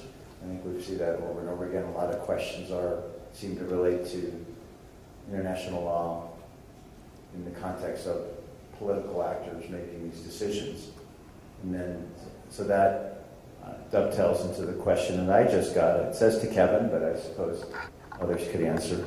If there is a peace, and I guess by peace meaning there's stopping of fighting, doesn't define what the peace is, whether it's under duress or not, or whatever, or imposed. But if there's peace between Russia and Ukraine under Russian conditions, how much will international law suffer if that happens? It really depends on what the conditions are. Obviously, if it is under the conditions that Russia has set forth, which is essentially not the destruction of Ukraine, but the unconditional surrender of Ukraine's long-term political, economic, and military future, and huge swaths of Ukrainian territory. It would be pretty devastating. I mean, we've seen what life is like for Ukrainians under Russian occupation. It is not a pleasant situation. It would mean the toleration of atrocities without number. But it would also, from a more macro standpoint, it would do immeasurable harm because you're not supposed to be able to negotiate peace treaties under duress. So when if I can ask about that, because that's come up a lot in the context of Armenia and Azerbaijan and the people of Nagorno-Karabakh were clearly under duress. We use that a lot. Is there foundations in international law on duress? Well, I mean, it actually goes back to the surrender of the Sudetenland, right? There are plenty of scholars who would say that because something like annexation is a peremptory norm in international law, the prohibition of aggression being a peremptory norm, that any peace treaty that was negotiated under those kinds of conditions would actually be not recognizable by third states. That third states would become complicit in an internationally wrongful act by acting on the peace treaty. So you mean third states would then have the discretion to decide whether they recognize it? Or is that? Well, I mean, doctrinally, they shouldn't be able to recognize it. They shouldn't be able to facilitate the conditions of the peace treaty that were negotiated on that kind of asymmetric relationship. If it's not a genuine peace treaty, it's void. Yeah, and no other state can recognize it. And I think that's pretty clear, at least doctrinally. The politics and the courts are much more difficult than that. Right, it's apples and oranges. Because all the countries that are basically are to implement these international legal principles are the ones telling both Armenia and very likely the Ukrainians that we need to accept terms of peace because that's preferable to continuity of war, right? And so if you're negotiating a duress for all the international actors who claim to be proponents of international law, for them, attaining some semblance of peace is a lot more important, regardless of the process of the duress under which the negotiating actors render. And so recognition no longer becomes an issue, right? They're all going to recognize the terms of the peace because they have been pushing for it. And Armenia simply is going through this at this point, right? And Ukrainians, the situation of Ukrainians are very, very different because Russia has been rightfully demonized, whereas Azerbaijan in the international political scene was not. And so perceptivity also alters what we qualify as perspective of justice as well. And so I think at the international political level, the nuance of duress really does not matter because those who are supposed to abide by those principles are actually the ones contributing to the process of duress to secure some kind of peace. Okay. Again, it says to Kevin, but I guess this could go to others. There's an ICJ case, Ukraine versus Russia right now, and where the intent is to improve that there's no genocide in Donbass. That's the question. What are your views on that?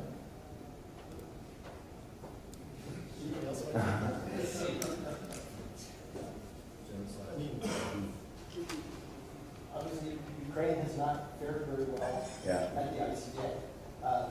It's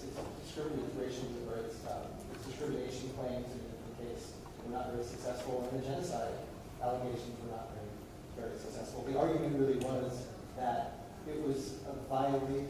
Please correct me, anybody in the audience. It was a violation of the Genocide Convention to wrongfully charge another state with committing genocide, and that was Russia's allegation that that the Ukrainian government was responsible for genocide and the disputed areas. I think a lot of people didn't think that was a great case for Ukraine to take the ICJ, and kind of anticipated not having a very good answer. But it certainly hasn't turned out very well.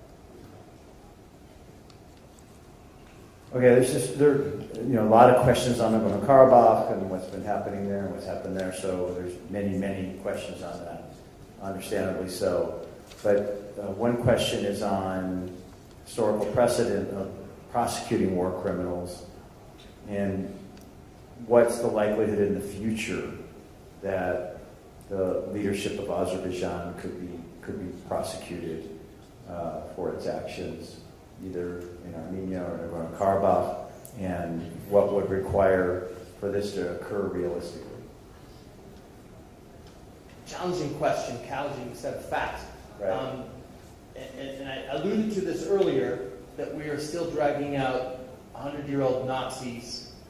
In Cambodia, we were prosecuting people in their 90s for offenses that were committed between 75 and 79. And so it's a long, patient wait justice for justice on many occasions. And so if you looked at just the history of the Yugoslavia Tribunal, when it was first set up in '93, the classic story, first President Kasese said, we will never get custody over anybody, so we should do like we do in civil law countries, and we should have trials in absentia, and we can make a historical record and document. And so I think the end of the last panel is what should victims do here? My answer is document, because those records will become evidence down the road, and it may be hopefully in the lifetime of the victim. And so if there are orders down and reports going up to highest levels of authority, then you'll be able to show superior responsibility at the highest levels. If you're showing, and we heard today about civilians being attacked, and if it's widespread systematic, you're having war crimes, crimes against humanity. So I think evidence isn't like wine and doesn't get better with time, but some evidence and testimonial evidence will still be around for a long time. And so where regimes change, and maybe this happens in a political context, that we're having a Kosovo specialist chamber going on right now in The Hague to remedy crimes allegedly from 1999. And a lot of that has to do with, I think, trying to welcome back into the European fold, and why Brussels is paying for it is they want to reconcile this armed conflict between Kosovo Albanians and Serbian state. And so the justice and peace are inextricably linked.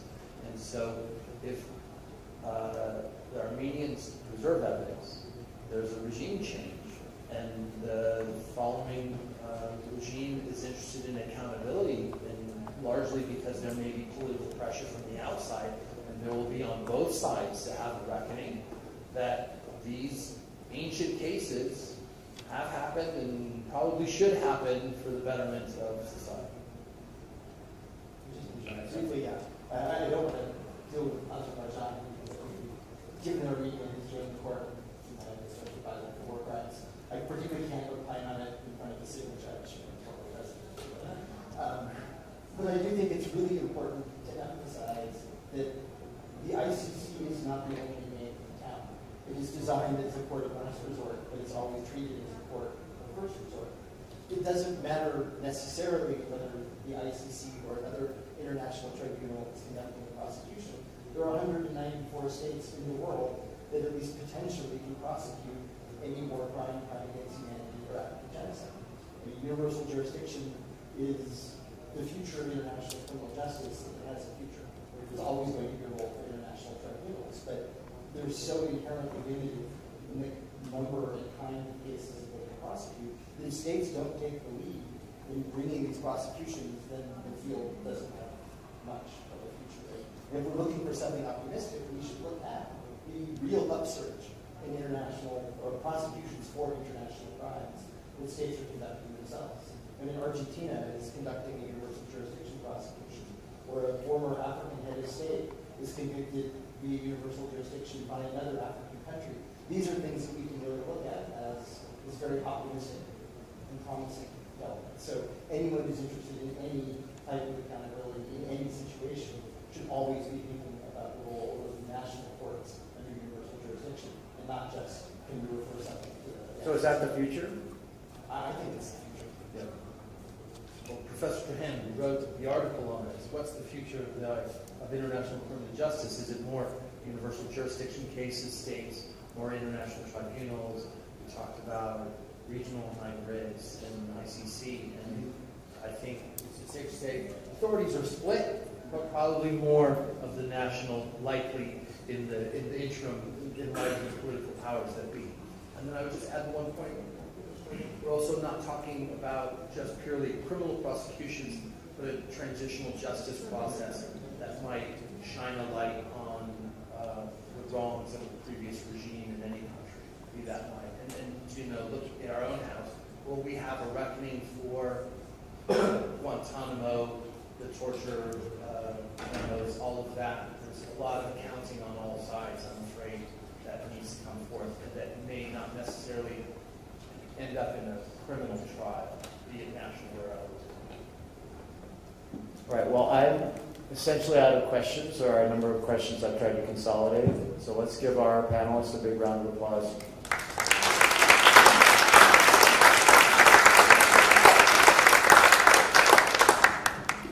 What are we doing?